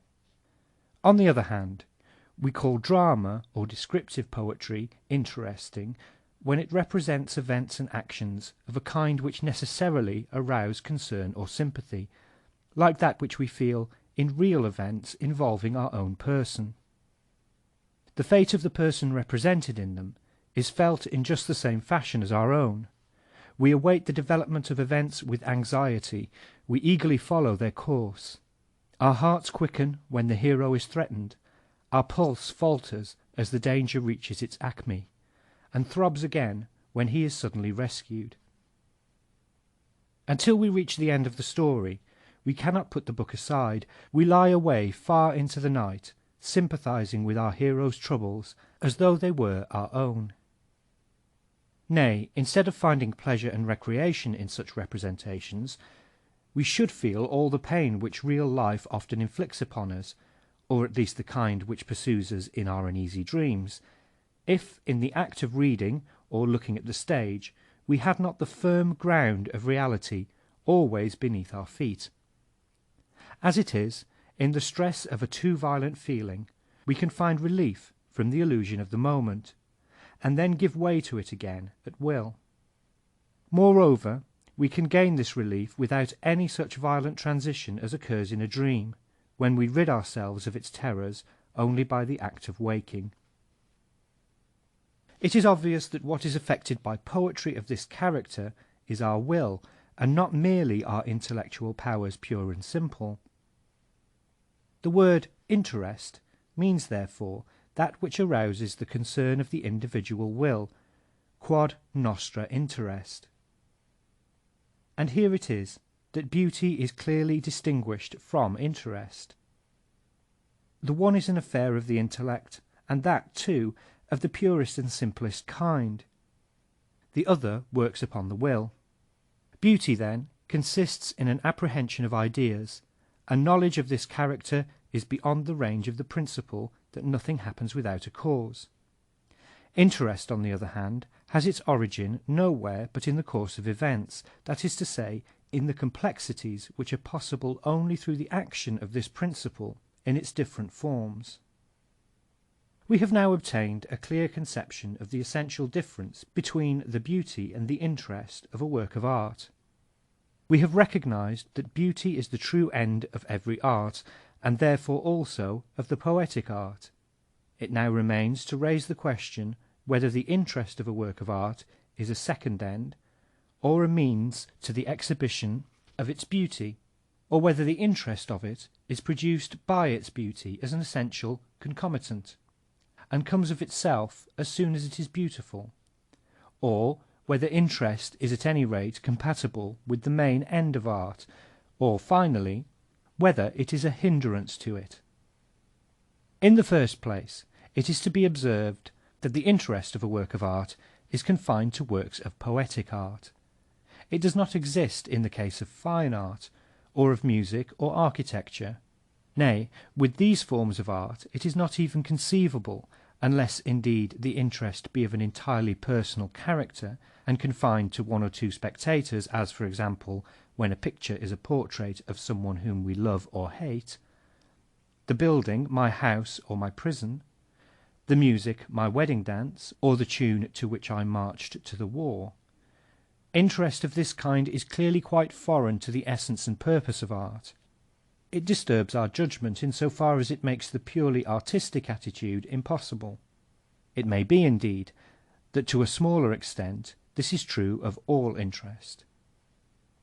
Now, since the interest of a work of art lies in the fact that we have the same kind of sympathy with a poetic representation as with reality, it is obvious that the representation must deceive us for the moment, and this it can do only by its truth. But truth is an element in perfect art. A picture, a poem, should be as true as nature itself, but at the same time it should lay stress on whatever forms the unique character of its subject, by drawing out all its essential manifestations, and by rejecting everything that is unessential and accidental. The picture or the poem will thus emphasize its idea, and give us that ideal truth which is superior to nature. Truth, then, forms the point that is common to both interest and beauty in a work of art, as it is truth which produces the illusion. The fact that the truth of which I speak is ideal truth might indeed be detrimental to the illusion, since it is just here that we have the general difference between poetry and reality, art and nature. But since it is possible for reality to coincide with the ideal, it is not actually necessary that this difference should destroy the illusion. In the case of fine arts, there is, in the range of the means which art adopts, a certain limit, and beyond it illusion is impossible. Sculpture, that is to say, gives us mere colourless form. Its figures are without eyes and without movement, and painting provides us with no more than a single view, enclosed within strict limits, which separate the picture from the adjacent reality. Here, then, there is no room for illusion, and consequently none for that interest or sympathy which resembles the interest we have in reality. The will is at once excluded, and the object alone is presented to us in a manner that frees it from any personal concern. It is a highly remarkable fact that a spurious kind of fine art oversteps these limits, produces an illusion of reality, and arouses our interest, but at the same time it destroys the effect which fine art produces, and serves as nothing but a mere means of exhibiting the beautiful, that is, communicating a knowledge of the ideas which it embodies. I refer to waxwork. Here, we might say, is the dividing line which separates it from the province of fine art. When waxwork is properly executed, it produces a perfect illusion, but for that very reason we approach a wax figure as we approach a real man, who, as such, is for the moment an object presented to our will, that is to say, he is an object of interest, he arouses the will, and consequently stills the intellect. We come up to a wax figure with the same reserve and caution as a real man would inspire in us. Our will is excited, it waits to see whether he is going to be friendly to us, or the reverse, fly from us or attack us. In a word, it expects some action of him. But as the figure, nevertheless, shows no sign of life, it produces the impression which is so very disagreeable, namely of a corpse. This is a case where the interest is of the most complete kind, and yet where there is no work of art at all. In other words, interest is not in itself a real end of art. The same truth is illustrated by the fact that even in poetry it is only the dramatic and descriptive kind to which interest attaches, for if interest were, with beauty, the aim of art, poetry of the lyrical kind would for that very reason not take half so great a position as the other two.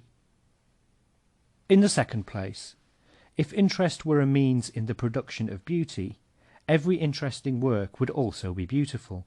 That, however, is by no means the case.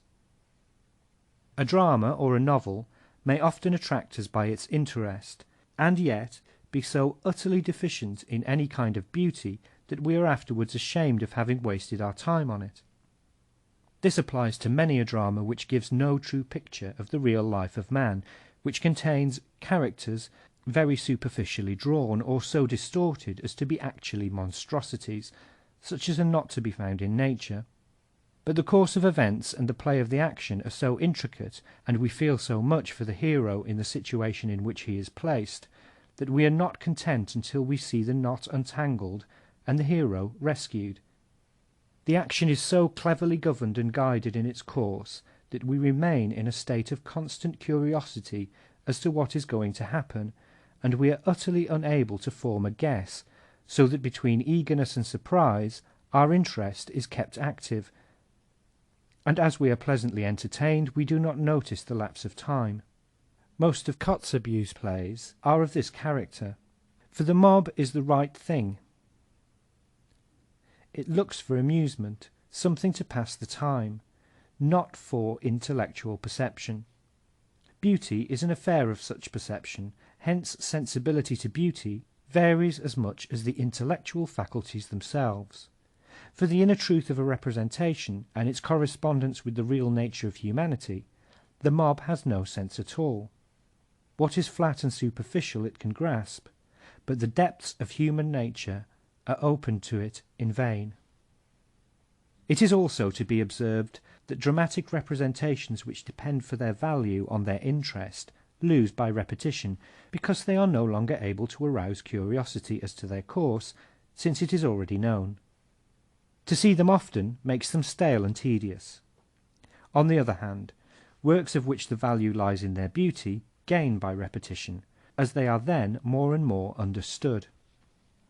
Most novels are on the same footing as dramatic representations of this character. They are creatures of the same sort of imagination as we see in the storyteller of Venice and Naples, who lays a hat on the ground and waits until an audience is assembled. Then he spins a tale which so captivates his hearers that when he gets to the catastrophe he makes a round of the crowd, hat in hand for contributions, without the least fear that his hearers will slip away. Similar storytellers ply their trade in this country, though in a less direct fashion. They do it through the agency of publishers and circulating libraries. Thus they can avoid going about in rags, like their colleagues elsewhere. They can offer the children of their imagination to the public under the title of novels, short stories, romantic poems, fairy tales, and so on. And the public, in a dressing gown by the fireside, sits down more at its ease, but also with a greater amount of patience, to the enjoyment of the interest which they provide. How very little aesthetic value there generally is in productions of this sort is well known, and yet it cannot be denied that many of them are interesting, or else how could they be so popular? We see then, in reply to our second question, that interest does not necessarily involve beauty, and conversely, it is true that beauty does not necessarily involve interest.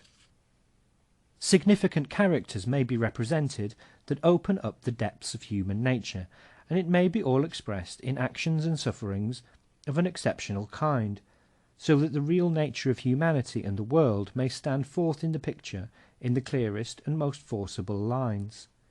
And yet no high degree of interest may be excited in the course of events by the continued progress of the action, or by the complexity and unexpected solution of the plot. The immortal masterpieces of Shakespeare contain little that excites interest. The action does not go forward in one straight line, but falters, as in Hamlet, all through the play. Or else it spreads out in breadth, as in The Merchant of Venice, whereas length is the proper dimension of interest. Or the scenes hang loosely together, as in Henry IV. Thus it is that Shakespeare's dramas produce no appreciable effect on the mob. The dramatic requirements stated by Aristotle, and more particularly the utility of action, have in view the interest of the piece rather than its artistic beauty. It may be said generally that these requirements are drawn up in accordance with the principle of sufficient reason to which I have referred above. We know, however, that the idea, and consequently the beauty, of a work of art exist only for the perceptive intelligence which has freed itself from the domination of that principle. It is just here that we find the distinction between interest and beauty, as it is obvious that interest is part and parcel of the mental attitude which is governed by the principle, whereas beauty is always beyond its range. The best and most striking refutation of the Aristotelian unities is Manzoni's. It may be found in the preface to his dramas. What is true of Shakespeare's dramatic works is also true of Goethe's. Even Egmont makes little effect on the public, because it contains scarcely any complication or development. And if Egmont fails, what are we to say of Tasso or Iphigenia? That the Greek tragedians did not look to interest as a means of working upon the public is clear from the fact that the material of their masterpieces was almost always known to everyone. They selected events which had often been treated dramatically before. This shows us how sensitive was the Greek public to the beautiful, as it did not require the interest of unexpected events and new stories to season its enjoyment. Neither does the quality of interest often attach to masterpieces of descriptive poetry. Father Homer lays the world and humanity before us in its true nature, but he takes no trouble to attract our sympathy by a complexity of circumstance, or to surprise us by unexpected entanglements. His pace is lingering. He stops at every scene. He puts one picture after another tranquilly before us, elaborating it with care. We experience no passionate emotion in reading him. Our demeanour is one of pure perceptive intelligence. He does not arouse our will, but sings it to rest. And it costs us no effort to break off in our reading, for we are not in condition of eager curiosity. This is all still more true of Dante, whose work is not in the proper sense of the word an epic, but a descriptive poem. The same thing may be said of the four immortal romances, Don Quixote, Tristram Shandy, La Nouvelle Heloise, and Wilhelm Meister. To arouse our interest is by no means the chief aim of these works. In Tristram Shandy, the hero, even at the end of the book, is only 8 years of age. On the other hand, we must not venture to assert that the quality of interest is not to be found in the masterpieces of literature. We have it in Schiller's dramas in an appreciable degree, and consequently they are popular. Also in the Oedipus Rex of Sophocles. Amongst masterpieces of description we find it in Ariosto's Orlando Furioso. Nay, an example of a high degree of interest, bound up with the beautiful, is afforded in an excellent novel by Walter Scott, The Heart of Midlothian. This is the most interesting work of fiction that I know, where all the effects due to interest, as I have given them generally in the preceding remarks, may be most clearly observed. At the same time, it is a very beautiful romance throughout. It shows the most varied picture of life, drawn with striking truth, and it exhibits highly different characters with great justice and fidelity. Interest, then, is certainly compatible with beauty. That was our third question. Nevertheless, a comparatively small admixture of the element of interest may well be found to be most advantageous as far as beauty is concerned, for beauty is and remains the end of art. Beauty is in twofold opposition with interest. Firstly, because it lies in the perception of the idea, and such perception takes its object entirely out of the range of the forms enunciated by the principle of sufficient reason. Whereas interest has its sphere mainly in circumstance, and it is out of this principle that the complexity of circumstance arises. Secondly, interest works by exciting the will, whereas beauty exists only for the pure perceptive intelligence, which has no will. However, with dramatic and descriptive literature, an admixture of interest is necessary, just as a volatile and gaseous substance requires a material basis if it is to be preserved and transferred. The admixture is necessary partly, indeed, because interest is itself created by the events which have to be devised in order to set the characters in motion, partly because our minds would be weary of watching scene after scene if they had no concern for us, or of passing from one significant picture to another if it were not drawn on by some secret thread. It is this that we call interest. It is the sympathy which the event in itself forces us to feel, and which, by riveting our attention, makes the mind obedient to the poet, and able to follow him into all the parts of his story. If the interest of a work of art is sufficient to achieve this result, it does all that can be required of it. For its only service is to connect the pictures by which the poet desires to communicate a knowledge of the idea, as if they were pearls, and interest were the thread that holds them together, and makes an ornament out of the whole. But interest is prejudicial to beauty as soon as it oversteps this limit, and this is the case if we are so led away by the interest of a work that whenever we come to any detailed description in a novel, or any lengthy reflection on the part of a character in a drama, we grow impatient, and want to put spurs to our author, so that we may follow the development of events with greater speed. Epic and dramatic writings, where beauty and interest are both present in a high degree, may be compared to the working of a watch, where interest is the spring which keeps the wheels in motion. If it worked unhindered, the watch would run down in a few minutes. Beauty, holding us in the spell of description and reflection, is like the barrel which checks its movement. Or we may say that interest is the body of a poetic work, and beauty the soul. In the epic and the drama, interest, as a necessary quality of the action, is the matter, and beauty the form that requires the matter in order to be visible. End of section 7.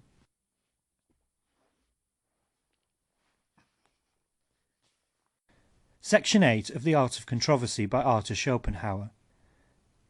In the moment when a great affliction overtakes us, we are hurt to find that the world about us is unconcerned, and goes its own way. As Goethe says in Tasso, how easily it leaves us helpless and alone, and continues its course like the sun and the moon and the other gods. Die Welt wie sie so leicht, uns hilflos, einsam lasst und ihren Weg, wie Sonn und Mond andere Götter geht. Nay, more, it is something intolerable that even we ourselves have to go on with the mechanical round of our daily business, and that thousands of our own actions are and must be unaffected by the pain that throbs within us. And so, to restore the harmony between our outward doings and our inward feelings, we storm and shout and tear our hair and stamp with pain or rage. Our temperament is so despotic that we are not satisfied unless we draw everything into our own life and force all the world to sympathize with us. The only way of achieving this would be to win the love of others, so that the afflictions which oppress our own hearts might oppress theirs as well. Since that is attended with some difficulty, we often choose the shorter way, and blab out our burden of woe to people who do not care, and listen with curiosity but without sympathy, and much oftener with satisfaction. Speech and the communication of thought, which in their mutual relations are always attended by a slight impulse on the part of the will, are almost a physical necessity. Sometimes, however, the lower animals entertain me much more than the average man, for in the first place, what can such a man say? It is only conceptions, that is, the driest of ideas, that can be communicated by means of words. And what sort of conceptions has the average man to communicate, if he does not merely tell a story or give a report, neither of which makes conversation? The greatest charm of conversation is the mimetic part of it, the character that is manifested, be it never so little. Take the best of men. How little he can say of what goes on within him, since it is only conceptions that are communicable. And yet a conversation with a clever man is one of the greatest of pleasures. It is not only that ordinary men have little to say, but what intellect they have puts them in the way of concealing and distorting it, and it is the necessity of practising this concealment that gives them such a pitiable character, so that what they exhibit is not even the little that they have, but a mask and disguise. The lower animals, which have no reason, can conceal nothing. They are altogether naive, and therefore very entertaining, if we have only an eye for the kind of communications which they make. They speak not with words, but with shape and structure, and manner of life, and the things that they set about. They express themselves to an intelligent observer in a very pleasing and entertaining fashion. It is a varied life that is presented to him, and one that, in its manifestation, is very different from his own. And yet, essentially, it is the same. He sees it in its simplest form, when reflection is excluded. For with the lower animals, life is lived wholly in and for the present moment. It is the present that the animal grasps. It has no care, or at least no conscious care, for the morrow, and no fear of death, and so it is wholly taken up with life and living. The conversation among ordinary people, when it does not relate to any special matter of fact, but takes a more general character, mostly consists in hackneyed commonplaces, which they alternately repeat to each other with the utmost complacency. Translator's note. This observation is in Schopenhauer's own English. End note. Some men can despise any blessing as soon as they cease to possess it, others only when they have obtained it. The latter are the more unhappy, and the nobler of the two. When the aching heart grieves no more over any particular object, but is oppressed by life as a whole, it withdraws, as it were, into itself. There is here a retreat and gradual extinction of the will, whereby the body, which is the manifestation of the will, is slowly but surely undermined, and the individual experiences a steady dissolution of his bonds, a quiet presentiment of death. Hence the heart which aches has a secret joy of its own, and it is this, I fancy, which the English call the joy of grief. The pain that extends to life as a whole, and loosens our hold on it, is the only pain that is really tragic. That which attaches to particular objects is a will that is broken but not resigned. It exhibits the struggle and inner contradictions of the will and of life itself. And it is comic, be it never so violent. It is like the pain of the miser at the loss of his hoard. Even though pain of the tragic kind proceeds from a single definite object, it does not remain there. It takes the separate affliction only as a symbol of life as a whole, and transfers it thither. Vexation is the attitude of the individual as intelligence towards the check imposed upon a strong manifestation of the individual as will. There are two ways of avoiding it, either by repressing the violence of the will, in other words by virtue, or by keeping the intelligence from dwelling upon the check, in other words by stoicism. To win the favour of a very beautiful woman by one's personality alone is perhaps a greater satisfaction to one's vanity than to anything else. For it is an assurance that one's personality is an equivalent for the person that is treasured and desired and deified above all others. Hence it is that despised love that is so great a pang, especially when it is associated with well-founded jealousy. With this joy and this pain, it is probable that vanity is more largely concerned than the senses, because it is only things of the mind, and not mere sensuality, that produce such violent convulsions. The animals are familiar with lust, but not with the passionate pleasures and pains of love. To be suddenly placed in a strange town or country, where the manner of life, possibly even the language, is very different from our own, is, at the first moment, like stepping into cold water.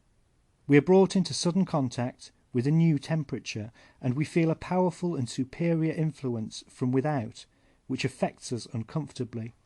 We find ourselves in a strange element, where we cannot move with ease, and over and above that, we have the feeling that while everything strikes us as strange, we ourselves strike others in the same way. But as soon as we are a little composed and reconciled to our surroundings, as soon as we have appropriated some of its temperature, we feel an extraordinary sense of satisfaction, as in bathing in cool water. We assimilate ourselves to the new element, and cease to have any necessary preoccupation with our person.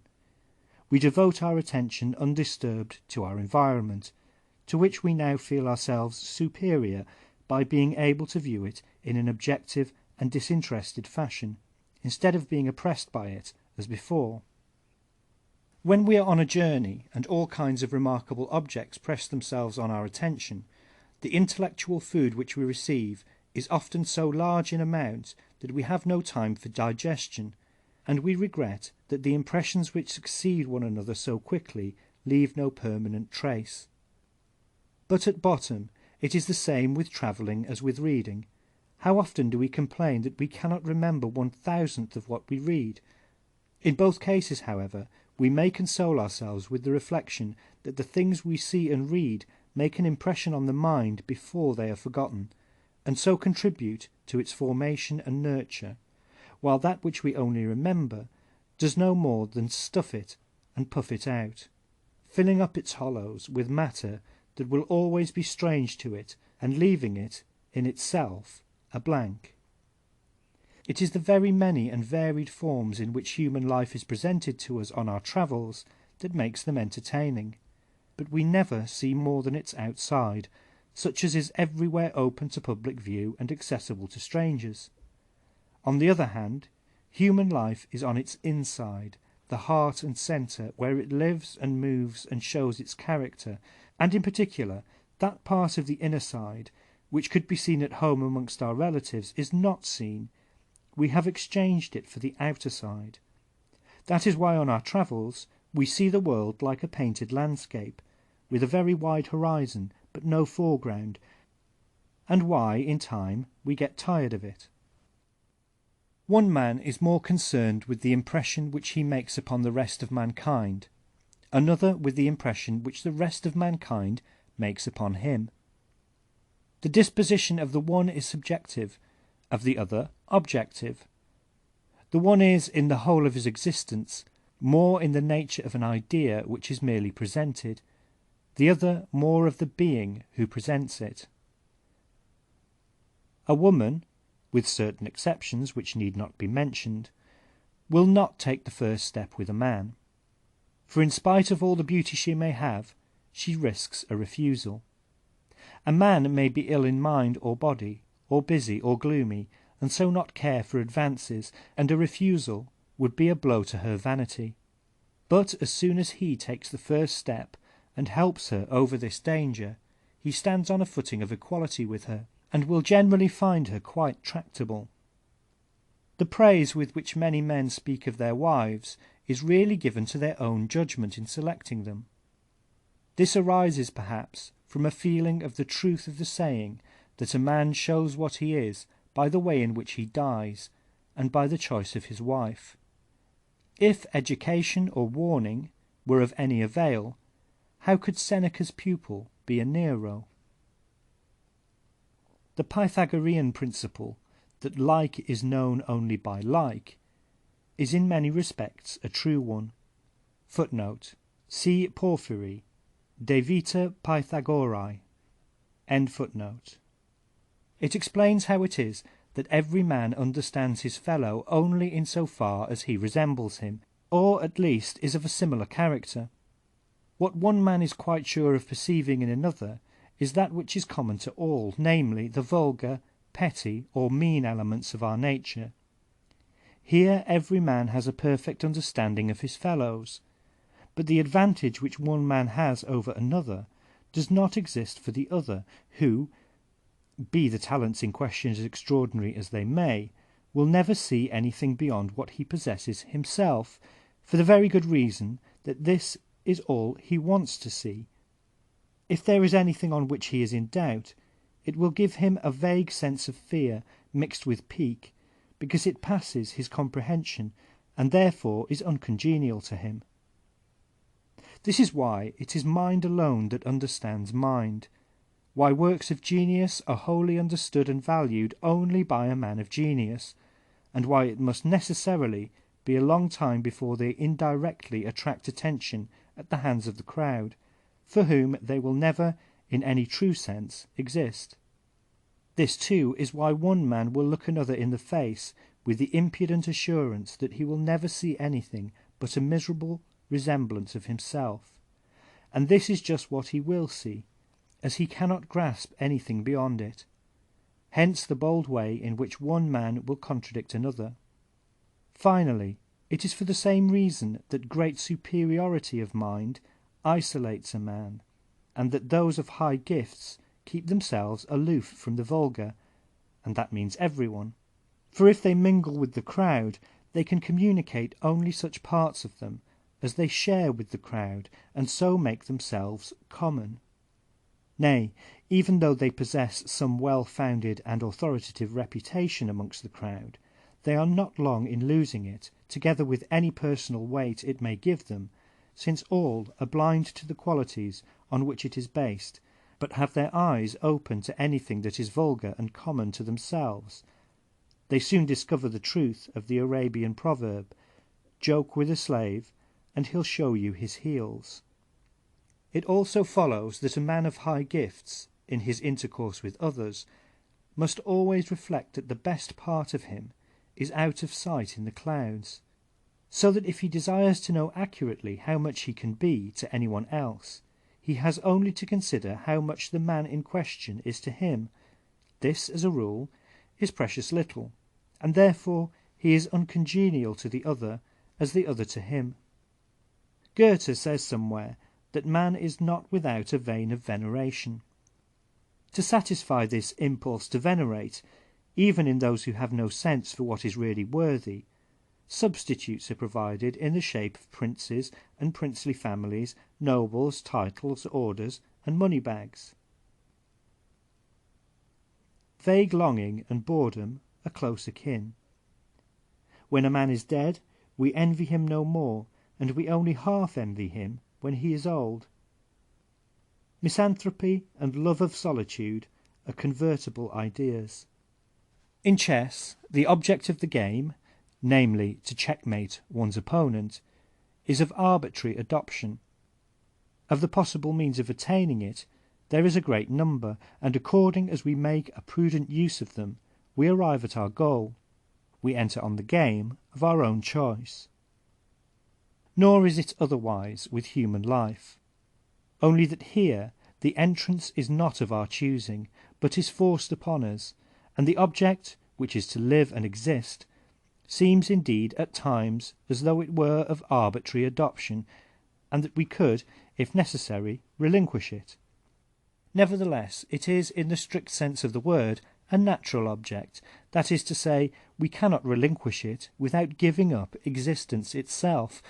If we regard our existence as the work of some arbitrary power outside us, we must indeed admire the cunning by which that creative mind has succeeded in making us place so much value on an object which is only momentary and must of necessity be laid aside very soon, and which we see moreover on reflection to be altogether vanity, in making, I say, this object so dear to us that we eagerly exert all our strength in working at it, although we know that as soon as the game is over the object will exist for us no longer, and that, on the whole, we cannot say what it is that makes it so attractive.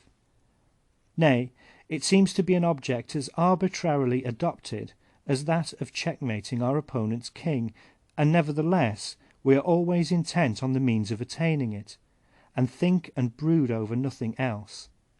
It is clear that the reason of it is that our intellect is only capable of looking outside, and has no power at all of looking within, and since this is so, we have come to the conclusion that we must make the best of it.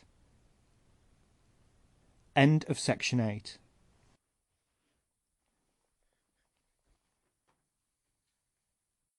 Section 9 of the Art of Controversy. On the Wisdom of Life. Aphorisms. The simple Philistine believes that life is something infinite and unconditioned, and tries to look upon it and live it as though it left nothing to be desired. By method and principle, the learned Philistine does the same. He believes that his methods and his principles are unconditionally perfect and objectively valid, so that as soon as he has found them, he has nothing to do but apply them to circumstances, and then approve or condemn. But happiness and truth are not to be seized in this fashion. It is phantoms of them alone that are sent to us here, to stir us to action.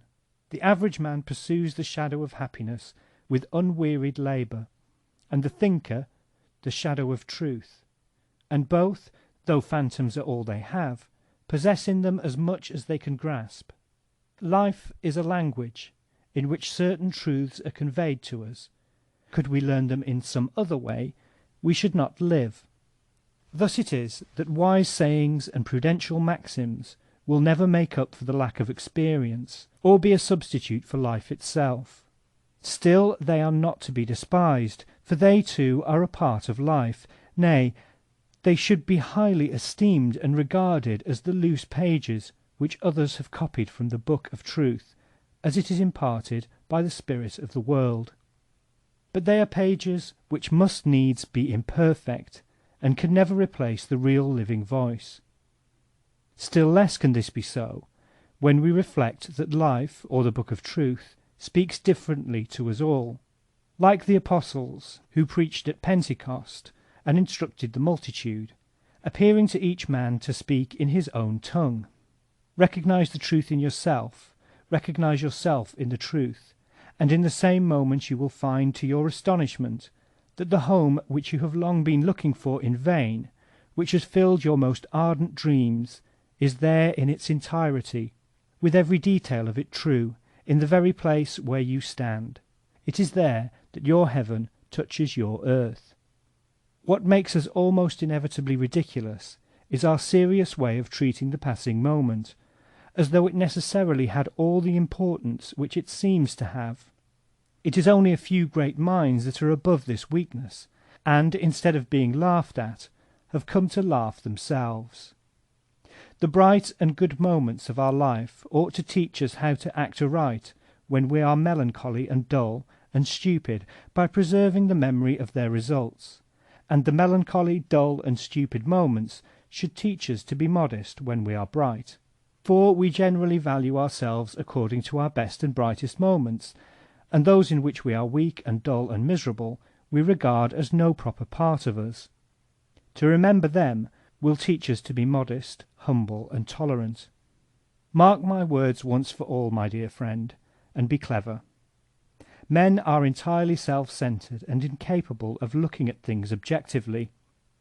If you had a dog and wanted to make him fond of you, and fancied that of your 100 rare and excellent characteristics the mongrel would be sure to perceive one, and that would be sufficient to make him devoted to you body and soul, if, I say, you fancied that, you would be a fool. Pat him, give him something to eat, and for the rest, be what you please. He will not in the least care, but will be your faithful and devoted dog. Now, believe me, it is just the same with men, exactly the same. As Goethe says, man or dog, it is a miserable wretch. Denn ein erbärmlicher Schuft, so wie der Mensch ist der Hund. If you ask why these contemptible fellows are so lucky, it is just because in themselves and for themselves and to themselves they are nothing at all. The value which they possess is merely comparative. They exist only for others. They are never more than means. They are never an end and object in themselves. They are mere bait, set to catch others. Footnote. All this is very euphemistically expressed in the Sophoclean verse Charis charin gar estin ha tictus ai. End footnote. I do not admit that this rule is susceptible of any exception, that is to say, complete exceptions. There are, it is true, men, though they are sufficiently rare, who enjoy some subjective moments, nay, there are perhaps some who for every 100 subjective moments enjoy a few that are objective, but a higher state of perfection scarcely ever occurs. But do not take yourself for an exception. Examine your love, your friendship, and consider if your objective judgments are not mostly subjective judgments in disguise. Consider if you duly recognize the good qualities of a man who is not fond of you. Then be tolerant. Confound it, it is your duty. As you are so self-centered, recognize your own weakness. You know that you cannot like a man who does not show himself friendly to you. You know that he cannot do so for any length of time unless he likes you, and that he cannot like you unless you show that you are friendly to him. Then do it. Your false friendliness will gradually become a true one. Your own weakness and subjectivity must have some illusion. This is really an a priori justification of politeness, but I could give a still deeper reason for it. Consider that chance, which, with error its brother, and folly its aunt, and malice its grandmother, rules in this world, which every year and every day by blows great and small embitters the life of every son of earth, and yours too. Consider, I say, that it is to this wicked power that you owe your prosperity and independence, for it gave you what it refused to many thousands, just to be able to give it to individuals like you. Remembering all this, you will not behave as though you had a right to the possession of its gifts, but you will perceive what a capricious mistress it is that gives you her favours, and therefore when she takes it into her head to deprive you of some or all of them, you will not make a great fuss about her injustice, but you will recognize that what chance gave, chance has taken away. If needs be, you will observe that this power is not quite so favourable to you as she seemed to be hitherto. Why, she might have disposed not only of what she gave you, but also of your honest and hard-earned gains. But if chance still remains so favourable to you as to give you more than almost all others whose path in life you may care to examine, oh, be happy. Do not struggle for the possession of her presents. Employ them properly. Look upon them as property held from a capricious lord. Use them wisely and well. The Aristotelian principle of keeping the mean in all things is ill-suited to the moral law for which it was intended, but it may easily be the best general rule of worldly wisdom, the best precept for a happy life. For life is so full of uncertainty There are on all sides so many discomforts, burdens, sufferings, dangers, that a safe and happy voyage can be accomplished only by steering carefully through the rocks. As a rule, the fear of the ills we know drive us into the contrary ills. The pain of solitude, for example, drives us into society, and the first society that comes. The discomforts of society drive us into solitude. We exchange a forbidding demeanour for incautious confidence, and so on. It is ever the mark of folly to avoid one vice by rushing into its contrary. Stulti dum vitant vitia in contraria currunt. Or else we think that we shall find satisfaction in something and spend all our efforts on it, and thereby we omit to provide for the satisfaction of 100 other wishes which make themselves felt at their own time. One loss and omission follows another, and there is no end to the misery. Maiden agen and nil admirari are therefore excellent rules of worldly wisdom. We often find that people of great experience are the most frank and cordial in their intercourse with complete strangers, in whom they have no interest whatever. The reason of this is that men of experience know that it is almost impossible for people who stand in any sort of mutual relation to be sincere and open with one another, but that there is always more or less of a strain between them due to the fact that they are looking after their own interests, whether immediate or remote. They regret the fact, but they know that it is so. Hence they leave their own people, rush into the arms of a complete stranger, and in happy confidence open their hearts to him. Thus it is that monks and the like, who have given up the world and are strangers to it, are such good people to turn to for advice. It is only by practising mutual restraint and self-denial that we can act and talk with other people, and therefore, if we have to converse at all, it can only be with a feeling of resignation. For if we seek society, it is because we want fresh impressions. These come from without, and are therefore foreign to ourselves. If a man fails to perceive this, and when he seeks the society of others is unwilling to practise resignation, and absolutely refuses to deny himself, nay, demands that others, who are altogether different from himself, shall nevertheless be just what he wants them to be for the moment, according to the degree of education which he has reached, or according to his intellectual powers or his mood, the man, I say, who does this, is in contradiction with himself. For while he wants someone who shall be different from himself, and wants him just because he is different, for the sake of society and fresh influence, he nevertheless demands that this other individual shall precisely resemble the imaginary creature who accords with his mood, and have no thoughts but those which he has himself. Women are very liable to subjectivity of this kind, but men are not free from it either. I observed once to Goethe, in complaining of the illusion and vanity of life, that when a friend is with us, we do not think the same of him as when he is away. He replied, yes, because the absent friend is yourself, and he exists only in your head, whereas the friend who is present has an individuality of his own, and moves according to laws of his own, which cannot always be in accordance with those which you form for yourself. A good supply of resignation is of the first importance in providing for the journey of life. It is a supply which we shall have to extract from disappointed hopes, and the sooner we do it, the better for the rest of the journey. How should a man be content so long as he fails to obtain complete unity in his inmost being? For as long as two voices alternately speak to him, what is right for one must be wrong for the other. Thus he is always complaining. But has any man ever been completely at one with himself? Nay, is not the very thought a contradiction? For that a man shall attain this inner unity is the impossible and inconsistent pretension put forward by almost all philosophers. Footnote: Audacta licet profitiaris, summum bonum esse animi concordien. Seneca. End footnote. For as a man it is natural to him to be at war with himself as long as he lives. While he can be only one thing thoroughly, he has all the disposition to be everything else, and the inalienable possibility of being it. He has made his choice of one thing, and the other possibilities are always open to him and are constantly claiming to be realized, and he has therefore to be continuously keeping them back, and to be overpowering and killing them as long as he wants to be that one thing.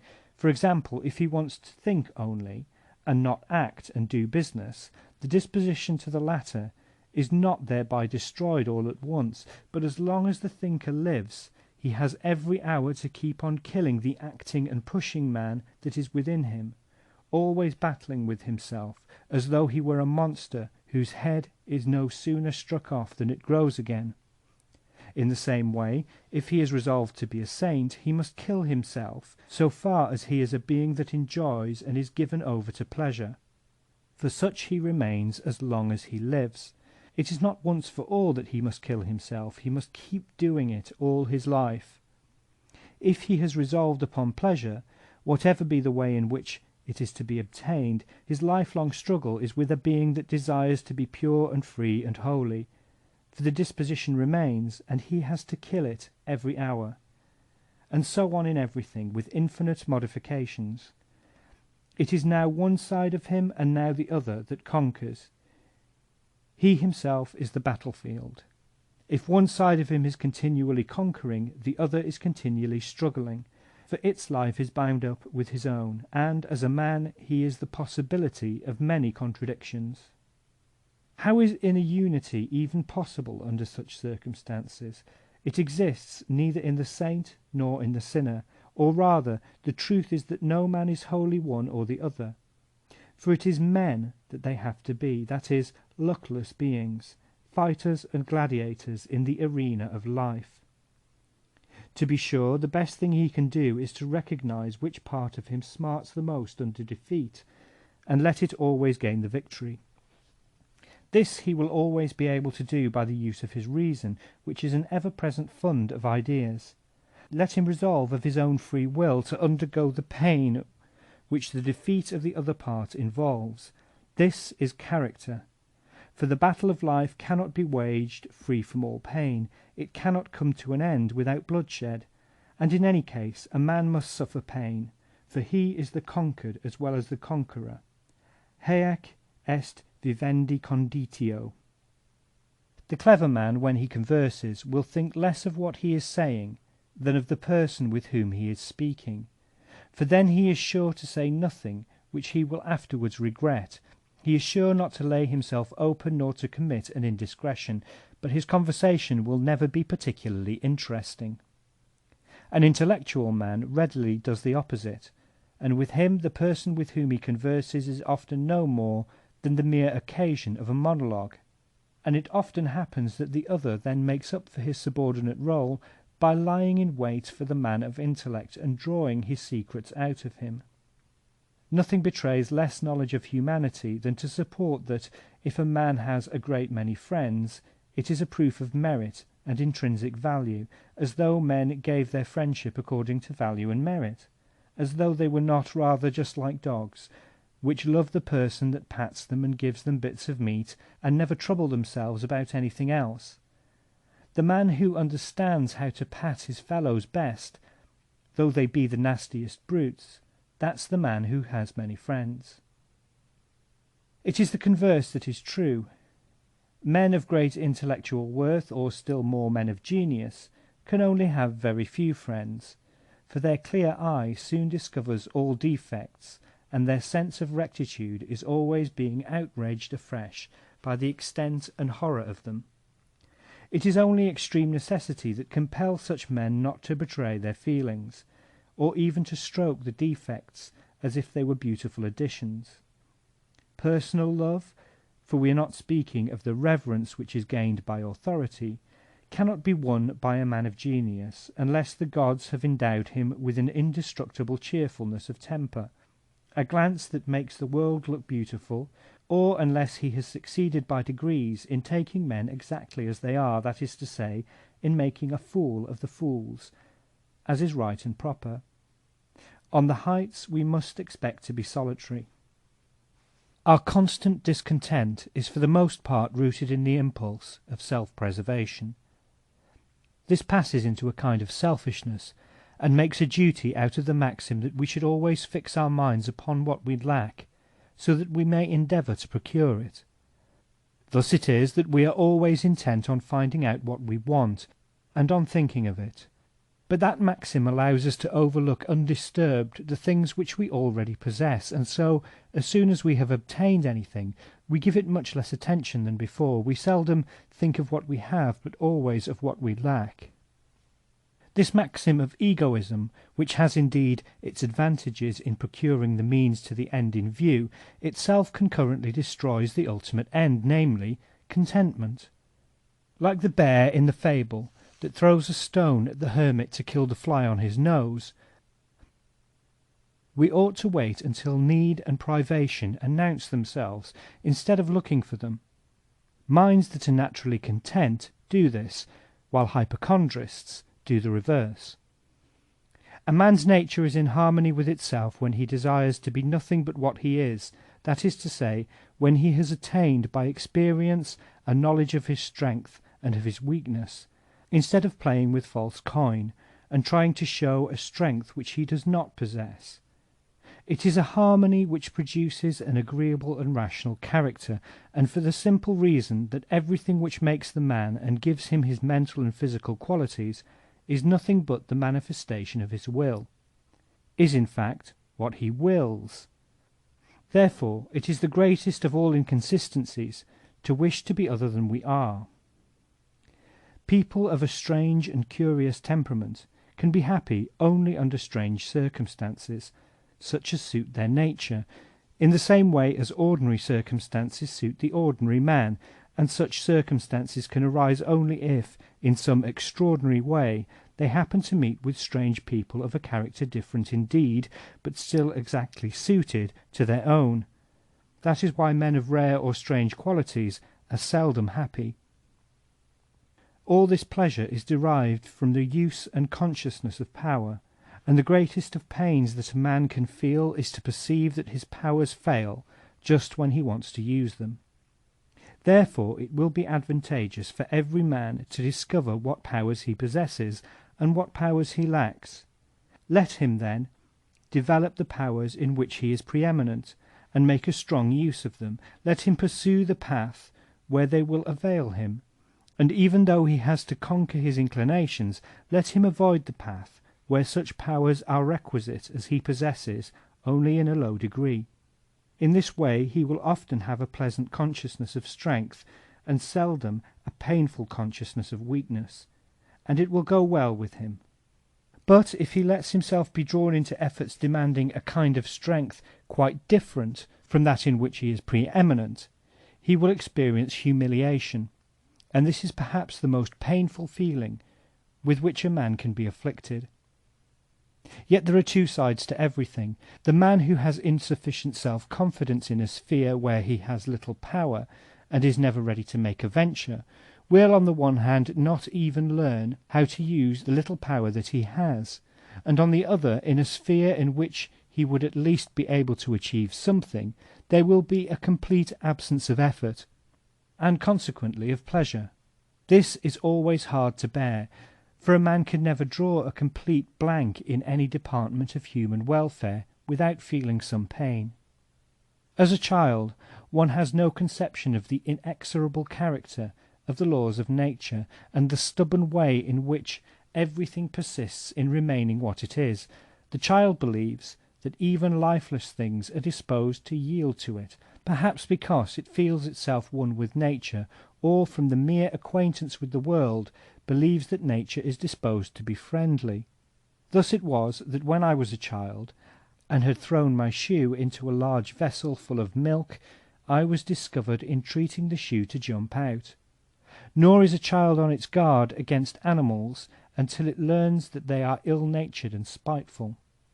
But not before we have gained mature experience do we recognize that human character is unalterable, that no entreaty or representation or example or benefit will bring a man to give up his ways, but that, on the contrary, every man is compelled to follow his own mode of acting and thinking, with the necessity of a law of nature, and that, however we take him, he always remains the same, It is only after we have obtained a clear and profound knowledge of this fact that we give up trying to persuade people or to alter them and bring them round to our way of thinking.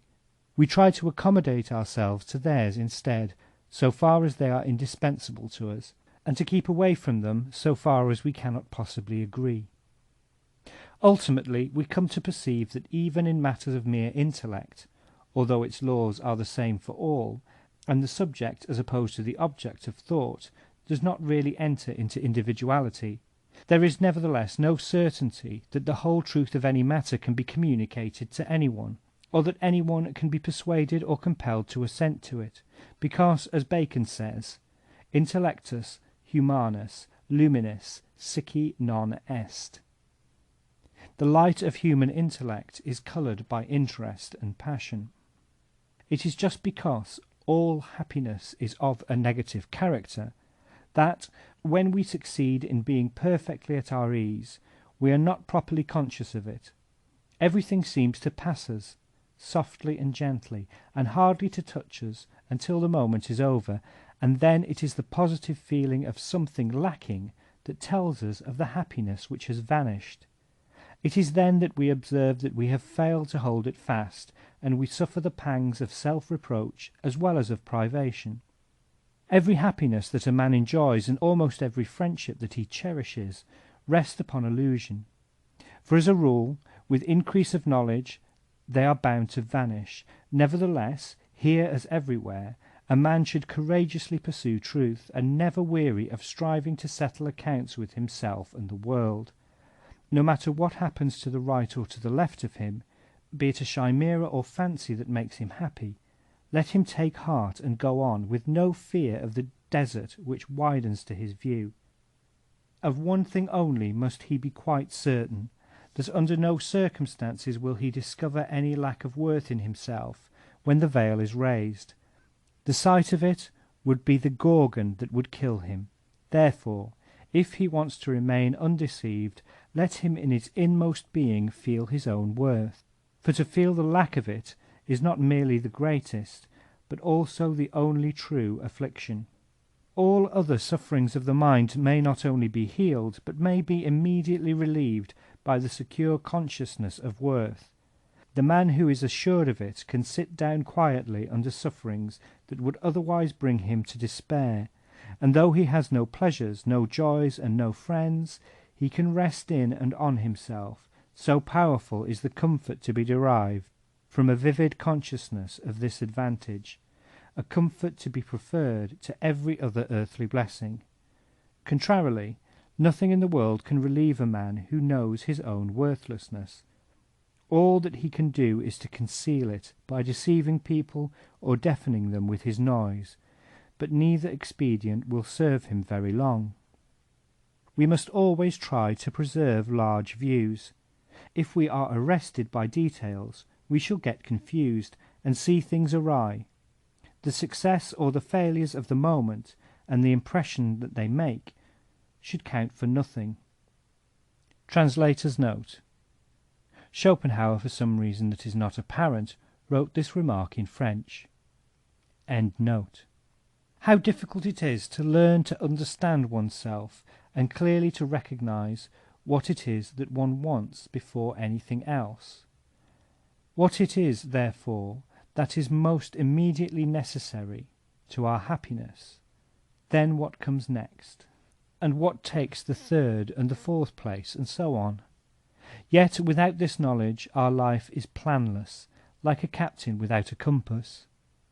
The sublime melancholy which leads us to cherish a lively conviction of the worthlessness of everything, of all pleasures, and of all mankind, and therefore to long for nothing, but to feel that life is merely a burden which must be borne to an end that cannot be very distant, is a much happier state of mind than any condition of desire, which, be it never so cheerful, would have us place a value on the illusions of the world and strive to attain them.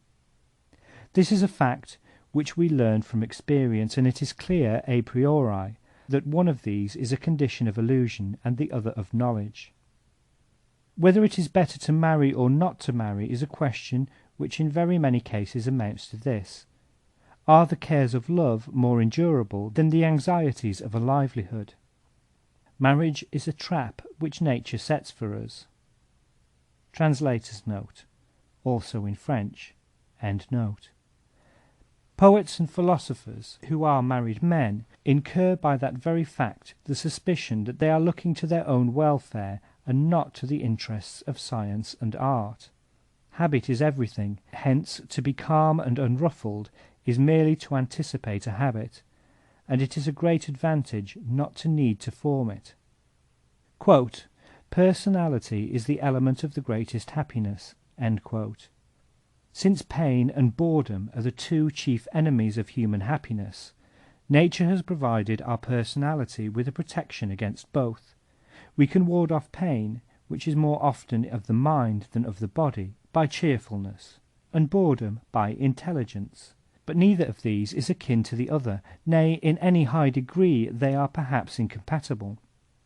As Aristotle remarks, genius is allied to melancholy, and people of very cheerful disposition are only intelligent on the surface.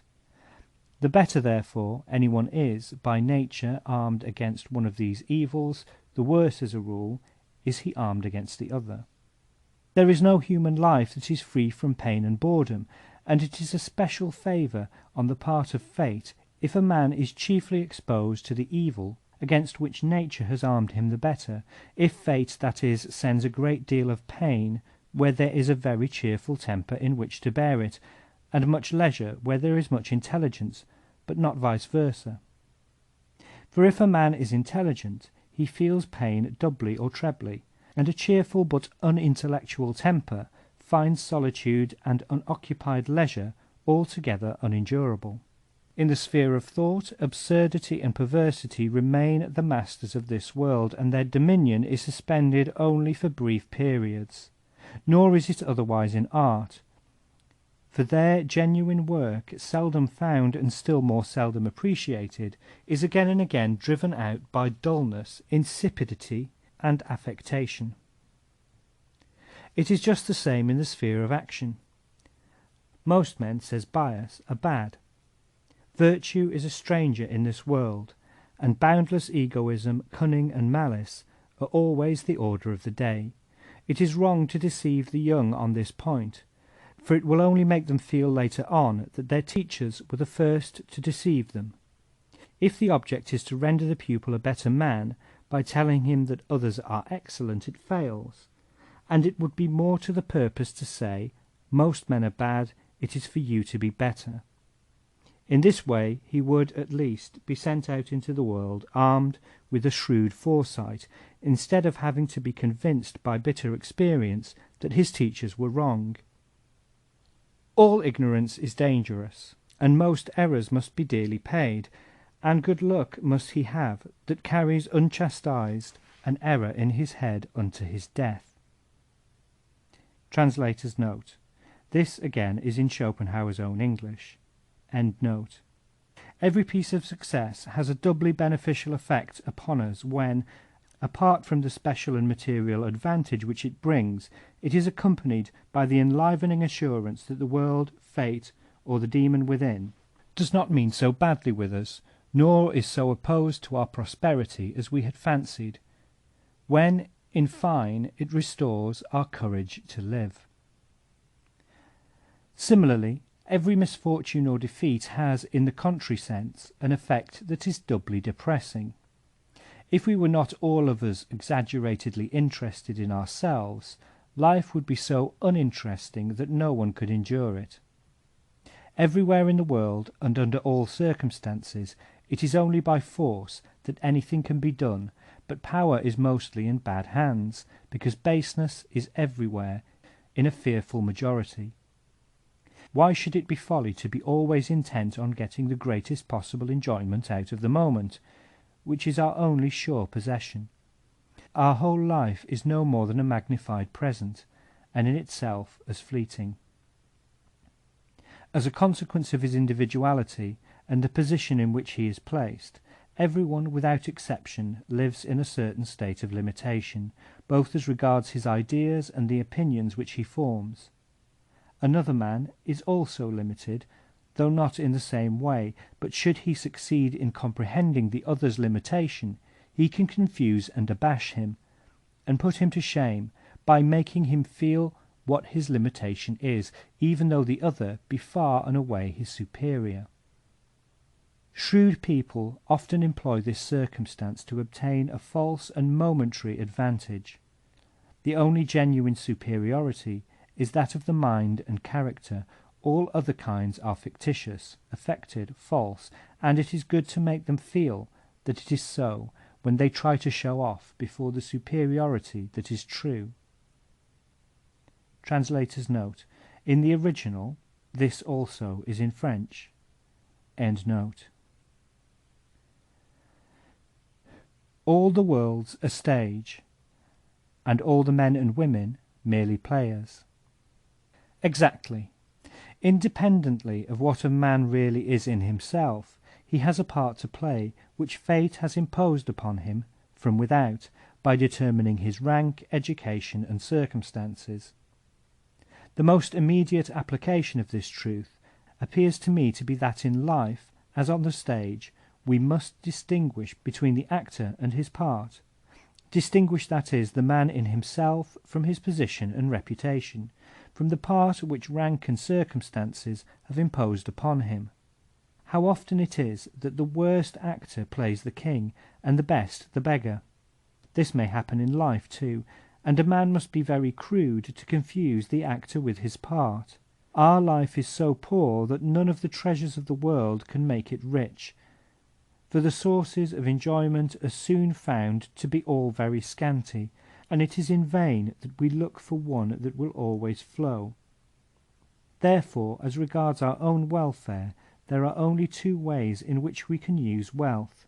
We can either spend it in ostentatious pomp, and feed on the cheap respect which our imaginary glory will bring us from the infatuated crowd, or, by avoiding all expenditure that will do us no good, we can let our wealth grow, so that we may have a bulwark against misfortune and want that shall be stronger and better every day, in view of the fact that life, though it has few delights, is rich in evils. It is just because our real and inmost being is will, that it is only by its exercise that we can attain a vivid consciousness of existence, although this is almost always attended by pain. Hence it is that existence is essentially painful, and that many persons for whose wants full provision is made, arrange their day in accordance with extremely regular, monotonous, and definite habits. By this means they avoid all the pain which the movement of the will produces, but on the other hand their whole existence becomes a series of scenes and pictures that mean nothing. They are hardly aware that they exist. Nevertheless, it is the best way of settling accounts with life, so long as there is sufficient chance to prevent an excessive feeling of boredom. It is much better still if the Muses give a man something worthy of occupation, so that the pictures which fill his consciousness have some meaning, and yet not a meaning that can be brought into any relation with his will. A man is wise only on condition of living in a world of fools. End of section 9.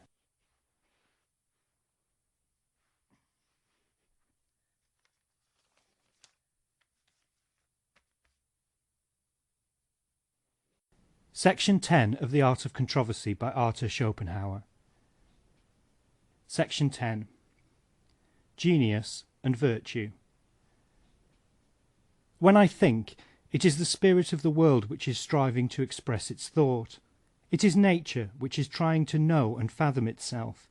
It is not the thoughts of some other mind which I am endeavouring to trace, but it is I who transform that which exists into something which is known and thought, and would otherwise neither come into being nor continue in it. In the realm of physics, it was held for thousands of years to be a fact beyond question that water was a simple and consequently an original element. In the same way, in the realm of metaphysics, it was held for a still longer period that the ego was a simple and consequently an indestructible entity. I have shown, however, that it is composed of two heterogeneous parts, namely the will, which is metaphysical in its character, a thing in itself, and the knowing subject, which is physical and a mere phenomenon. Let me illustrate what I mean. Take any large, massive, heavy building. This hard, ponderous body that fills so much space exists, I tell you, only in the soft pulp of the brain. There alone in the human brain has it any being. Unless you understand this, you can go no further. True, it is the world itself that is a miracle, the world of material bodies. I looked at two of them. Both were heavy, symmetrical, and beautiful. One was a jasper vase with golden rim and golden handles. The other was an organism, an animal, a man. When I had sufficiently admired their exterior, I asked my attendant genius to allow me to examine the inside of them, and I did so. In the vase I found nothing but the force of gravity and a certain obscure desire, which took the form of chemical affinity. But when I entered into the other, how shall I express my astonishment at what I saw? It is more incredible than all the fairy tales and fables that were ever conceived. Nevertheless, I shall try to describe it, even at the risk of finding no credence for my tale. In this second thing, or rather in the upper end of it, called the head, which on its exterior side looks like anything else, a body in space, heavy and so on, I found no less an object than the whole world itself, together with the whole of the space in which all of it exists, and the whole of the time in which all of it moves, and finally everything that fills both time and space in all its variegated and infinite character. Nay, strangest sight of all, I found myself walking about in it. It was no picture that I saw, it was no peep-show, but reality itself. This it is that is really and truly to be found in a thing which is no bigger than a cabbage, and which on occasion an executioner might strike off at a blow, and suddenly smother that world in darkness and night. The world, I say, would vanish, did not heads grow like mushrooms, and were there not always plenty of them ready to snatch it up as it is sinking down into nothing, and keep it going like a ball. This world is an idea which they all have in common, and they express the community of their thought by the word objectivity. In the face of this vision I felt as if I were Ardshugna when Krishna appeared to him in his true majesty, with his 100,000 arms and eyes and mouths. When I see a wide landscape and realize that it arises by the operation of the functions of my brain, that it is to say of time, space, and causality, on certain spots which have gathered on my retina, I feel that I carry it within me. I have an extraordinarily clear consciousness of the identity of my own being with that of the external world. Nothing provides so vivid an illustration of this identity as a dream. For in a dream other people appear to be totally distinct from us, and to possess the most perfect objectivity, and a nature which is quite different from ours, and which often puzzles, surprises, astonishes, or terrifies us, and yet it is all our own self. It is even so with the will, which sustains the whole of the external world and gives it life. It is the same will that is in ourselves, and it is there alone that we are immediately conscious of it. But it is the intellect, in ourselves and in others, which makes all these miracles possible, for it is the intellect which everywhere divides actual being into subject and object. It is a hall of phantasmagorical mystery, inexpressibly marvellous, incomparably magical. The difference in degree of mental power which sets so wide a gulf between the genius and the ordinary mortal rests, it is true, upon nothing else than a more or less perfect development of the cerebral system. But it is this very difference which is so important, because the whole of the real world in which we live and move possesses an existence only in relation to this cerebral system. Accordingly, the difference between a genius and an ordinary man is a total diversity of world and existence. The difference between man and the lower animals may be similarly explained. When Momus was said to ask for a window in the breast, it was an allegorical joke, and we cannot even imagine such a contrivance to be a possibility, but it would be quite possible to imagine that the skull and its integuments were transparent. And then, good heavens, what differences should we see in the size, the form, the quality, the movement of the brain? What degrees of value? A great mind would inspire as much respect at first sight as 3 stars on a man's breast, and what a miserable figure would be cut by many a one who wore them. Men of genius and intellect, and all those whose mental and theoretical qualities are far more developed than their moral and practical qualities, men, in a word, who have more mind than character, are often not only awkward and ridiculous in matters of daily life, as has been observed by Plato in the 7th book of the Republic, and portrayed by Goethe in his Tasso, but they are often, from a moral point of view, weak and contemptible creatures as well. Nay, they might almost be called bad men. Of this Rousseau has given us genuine examples. Nevertheless, that better consciousness, which is the source of all virtue, is often stronger in them than in many of those whose actions are nobler than their thoughts. Nay, it may be said that those who think nobly have a better acquaintance with virtue, while the others make a better practice of it. Full of zeal for the good and for the beautiful, they would fain fly up to heaven in a straight line, but the grosser elements of this earth oppose their flight, and they sink back again. They are like born artists, who have no knowledge of technique, or find that the marble is too hard for their fingers.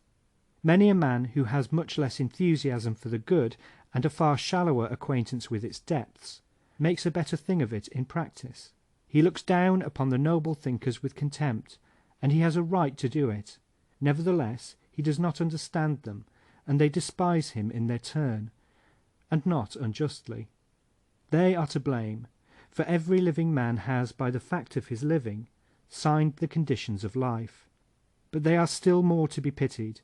They achieve their redemption not on the way of virtue, but on a path of their own, and they are saved not by works, but by faith. Men of no genius whatever cannot bear solitude. They take no pleasure in the contemplation of nature and the world. This arises from the fact that they never lose sight of their own will, and therefore they see nothing of the objects of the world, but the bearing of such objects upon their will and person. With objects which have no such bearing, there sounds within them a constant note, "It is nothing to me," which is the fundamental bass in all their music.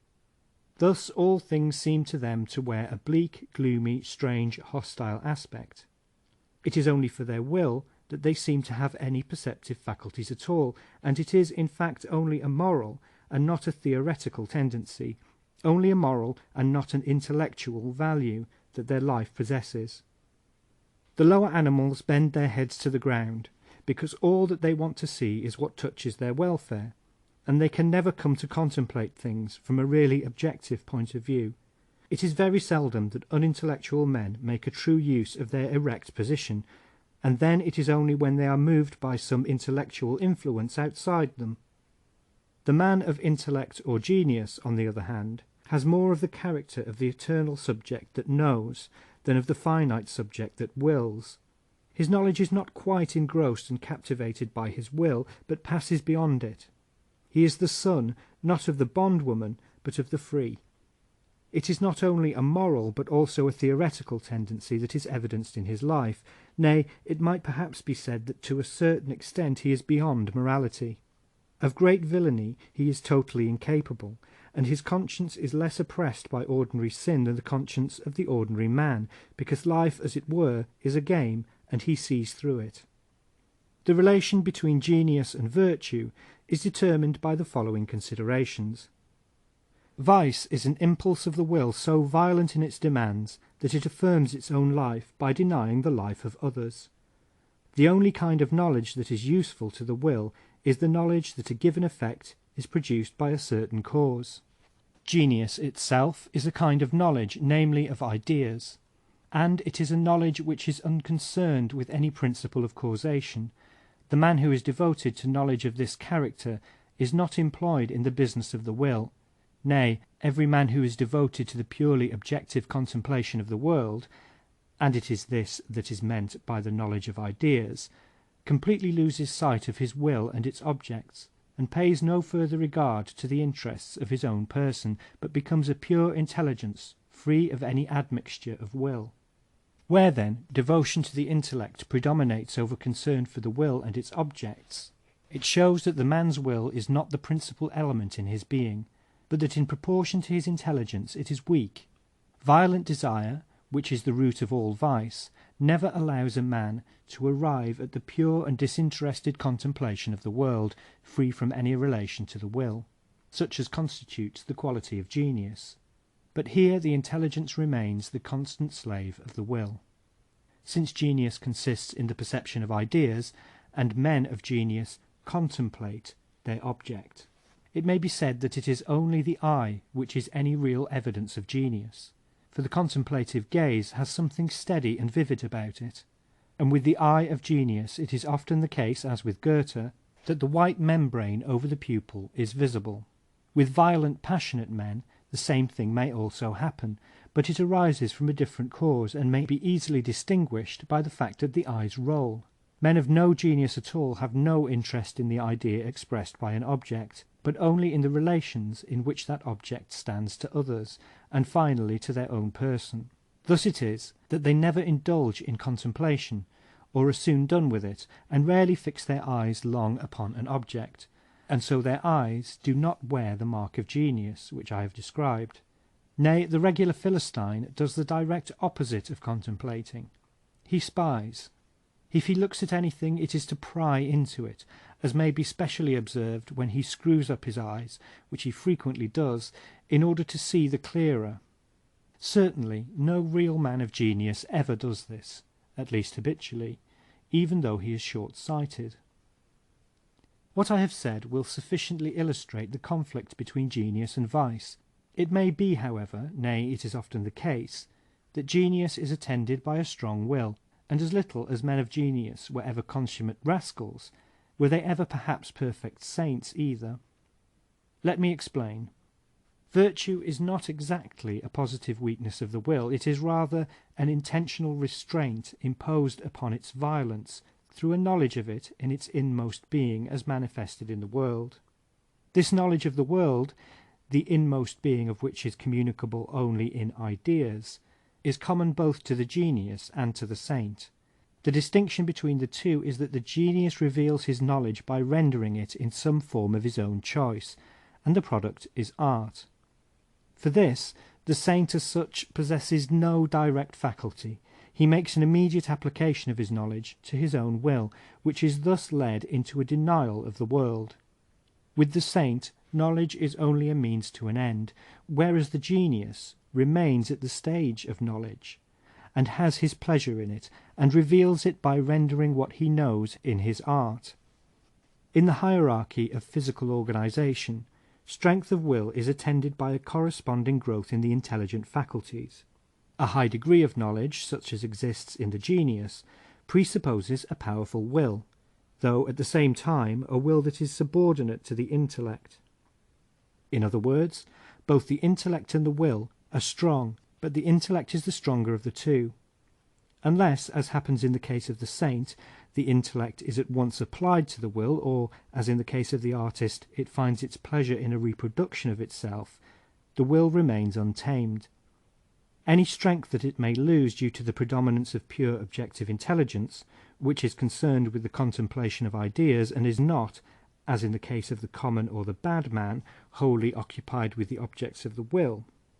In the interval, when the genius is no longer engaged in the contemplation of ideas, and his intelligence is again applied to the will and its objects, the will is reawakened in all its strength.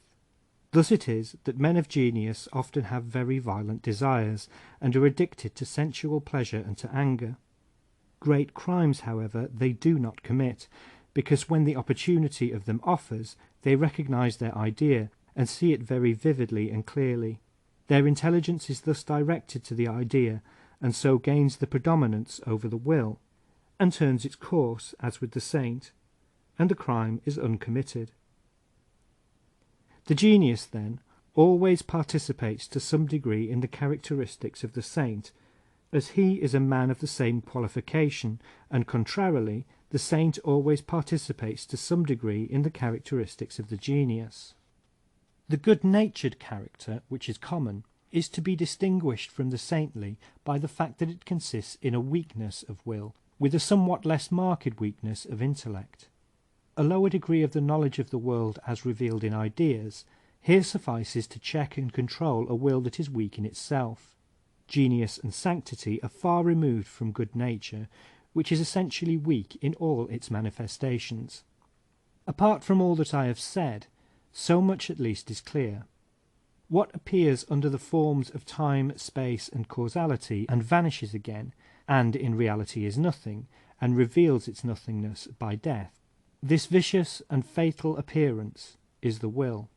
But what does not appear, and is no phenomenon, but rather the noumenon, what makes appearance possible, what is not subject to the principle of causation, and therefore has no vain or vanishing existence, but abides for ever unchanged in the midst of a world full of suffering, like a ray of light in a storm, free therefore from all pain and fatality, this, I say, is the intelligence.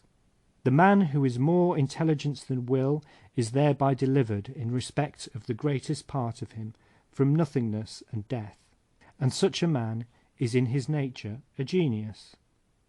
By the very fact that he lives and works, the man who is endowed with genius makes an entire sacrifice of himself in the interests of everyone. Accordingly, he is free from the obligation to make a particular sacrifice for individuals, and thus he can refuse many demands which others are rightly required to meet. He suffers and achieves more than all the others. The spring which moves the genius to elaborate his works is not fame, for that is too uncertain a quality, and when it is seen at close quarters, of little worth. No amount of fame will make up for the labour of attaining it. Nulla est fama tuum par equiparare laborum. Nor is it the delight that a man has in his work, for that too is outweighed by the effort which he has to make. It is rather an instinct sui generis, in virtue of which the genius is driven to express what he sees and feels in some permanent shape, without being conscious of any further motive. It is manifest that in so far as it leads an individual to sacrifice himself for his species, and to live more in the species than in himself, this impulse is possessed of a certain resemblance with such modifications of the sexual impulse as are peculiar to man. The modifications to which I refer are those that confine this impulse to certain individuals of the other sex, whereby the interests of the species are attained. The individuals who are actively affected by this impulse may be said to sacrifice themselves for the species, by their passion for each other, and the disadvantaged conditions thereby imposed upon them. In a word, by the institution of marriage. They may be said to be serving the interests of the species rather than the interests of the individual. The instinct of the genius does in a higher fashion for the idea what passionate love does for the will. In both cases there are peculiar pleasures and peculiar pains reserved for the individuals who in this way serve the interests of their species, and they live in a state of enhanced power. The genius who decides once and for all to live for the interests of the species in the way which he chooses is neither fitted nor called upon to do it in the other. It is a curious fact that the perpetuation of a man's name is effected in both ways. In music, the finest compositions are the most difficult to understand. They are only for the trained intelligence. They consist of long movements, where it is only after a labyrinthine maze that the fundamental note is recovered. It is just so with genius. It is only after a course of struggle and doubt and error and much reflection and vacillation that great minds attain their equilibrium. It is the longest pendulum that makes the greatest swing. Little minds soon come to terms with themselves and the world, and then fossilize, but the others flourish, and are always alive and in motion. The essence of genius is a measure of intellectual power far beyond that which is required to serve the individual's will. But it is a measure of a merely relative character, and it may be reached by lowering the degree of the will, as well as by raising that of the intellect. There are men whose intellect predominates over their will, and yet are not possessed of genius in any proper sense. Their intellectual powers do indeed exceed the ordinary, though not to any great extent, but their will is weak. They have no violent desires, and therefore they are more concerned with mere knowledge than with the satisfaction of any aims. Such men possess talent, they are intelligent, and at the same time very contented and cheerful. A clear, cheerful, and reasonable mind, such as brings a man happiness, is dependent on the relation established between his intellect and his will, a relation in which the intellect is predominant. But genius and a great mind depend on the relation between a man's intellect and that of other people, a relation in which his intellect must exceed theirs, and at the same time his will may also be proportionately stronger. That is the reason why genius and happiness need not necessarily exist together. When the individual is distraught by cares or pleasantry, or tortured by the violence of his wishes and desires, the genius in him is enchained and cannot move. It is only when care and desire are silent that the air is free enough for a genius to live in it. It is then that the bonds of matter are cast aside, and the pure spirit, the pure knowing spirit, remains. Hence, if a man has any genius, let him guard himself from pain, keep care at a distance, and limit his desires, but those of them which he cannot suppress, let him satisfy to the full. This is the only way in which he will make the best use of his rare existence, to his own pleasure and the world's profit.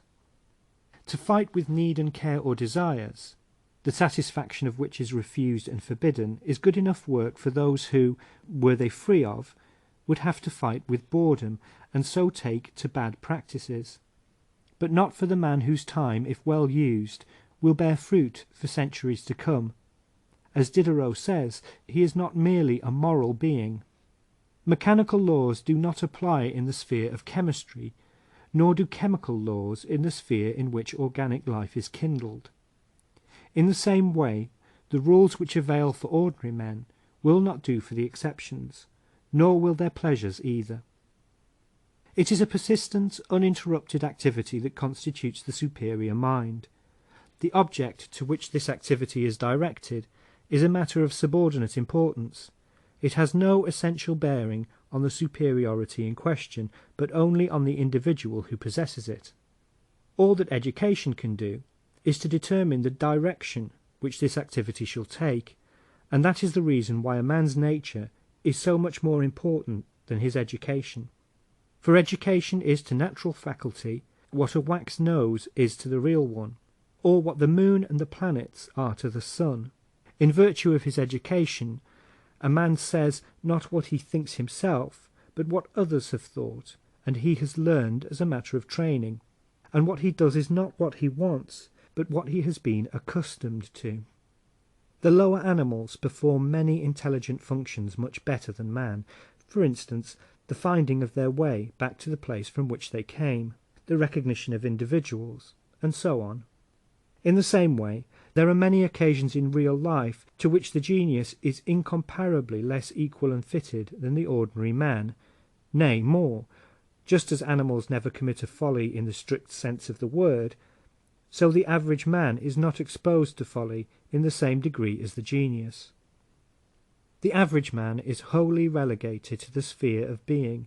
The genius, on the other hand, lives and moves chiefly in the sphere of knowledge. This gives rise to a twofold distinction. In the first place, a man can be one thing only, but he may know countless things, and thereby to some extent identify himself with them, by participating in what Spinoza calls their esse objectivum. In the second place, the world, as I have elsewhere observed, is fine enough in appearance, but in reality dreadful, for torment is the condition of all life. It follows from the first of these distinctions that the life of the average man is essentially one of the greatest boredom, and thus we see the rich warring against boredom with as much effort and as little respite as fall to the poor in their struggle with need and adversity. And from the second of them, it follows that the life of the average man is overspread with a dull, turbid, uniform gravity, whilst the brow of genius glows with mirth of a unique character, which, although he has sorrows of his own more poignant than those of the average man, nevertheless breaks out afresh, like the sun through clouds. It is when the genius is overtaken by an affliction which affects others as well as himself, that this quality in him is most in evidence, for then he is seen to be like man, who alone can laugh, in comparison with the beast of the field, which lives out its life grave and dull. It is the curse of the genius that in the same measure in which others think him great and worthy of admiration, he thinks them small and miserable creatures. His whole life he has to suppress this opinion, and, as a rule, they suppress theirs as well. Meanwhile he is condemned to live in a bleak world, where he meets no equal, as it were an island where there are no inhabitants but monkeys and parrots. Moreover, he is always troubled by the illusion that from a distance a monkey looks like a man. Vulgar people take a huge delight in the faults and follies of great men, and great men are equally annoyed at being thus reminded of their kinship with them. The real dignity of a man of genius or great intellect, the trait which raises him over others and makes him worthy of respect, is at bottom the fact that the only unsullied and innocent part of human nature, namely the intellect, has the upper hand in him, and prevails, whereas in the other there is nothing but sinful will, and just as much intellect as is requisite for guiding his steps. Rarely any more, very often somewhat less, and of what use is it? It seems to me that genius might have its root in a certain perfection and vividness of the memory, as it stretches back over the events of past life. For it is only by dint of memory, which makes our life in the strict sense a complete whole, that we attain a more profound and comprehensive understanding of it. End of The Art of Controversy.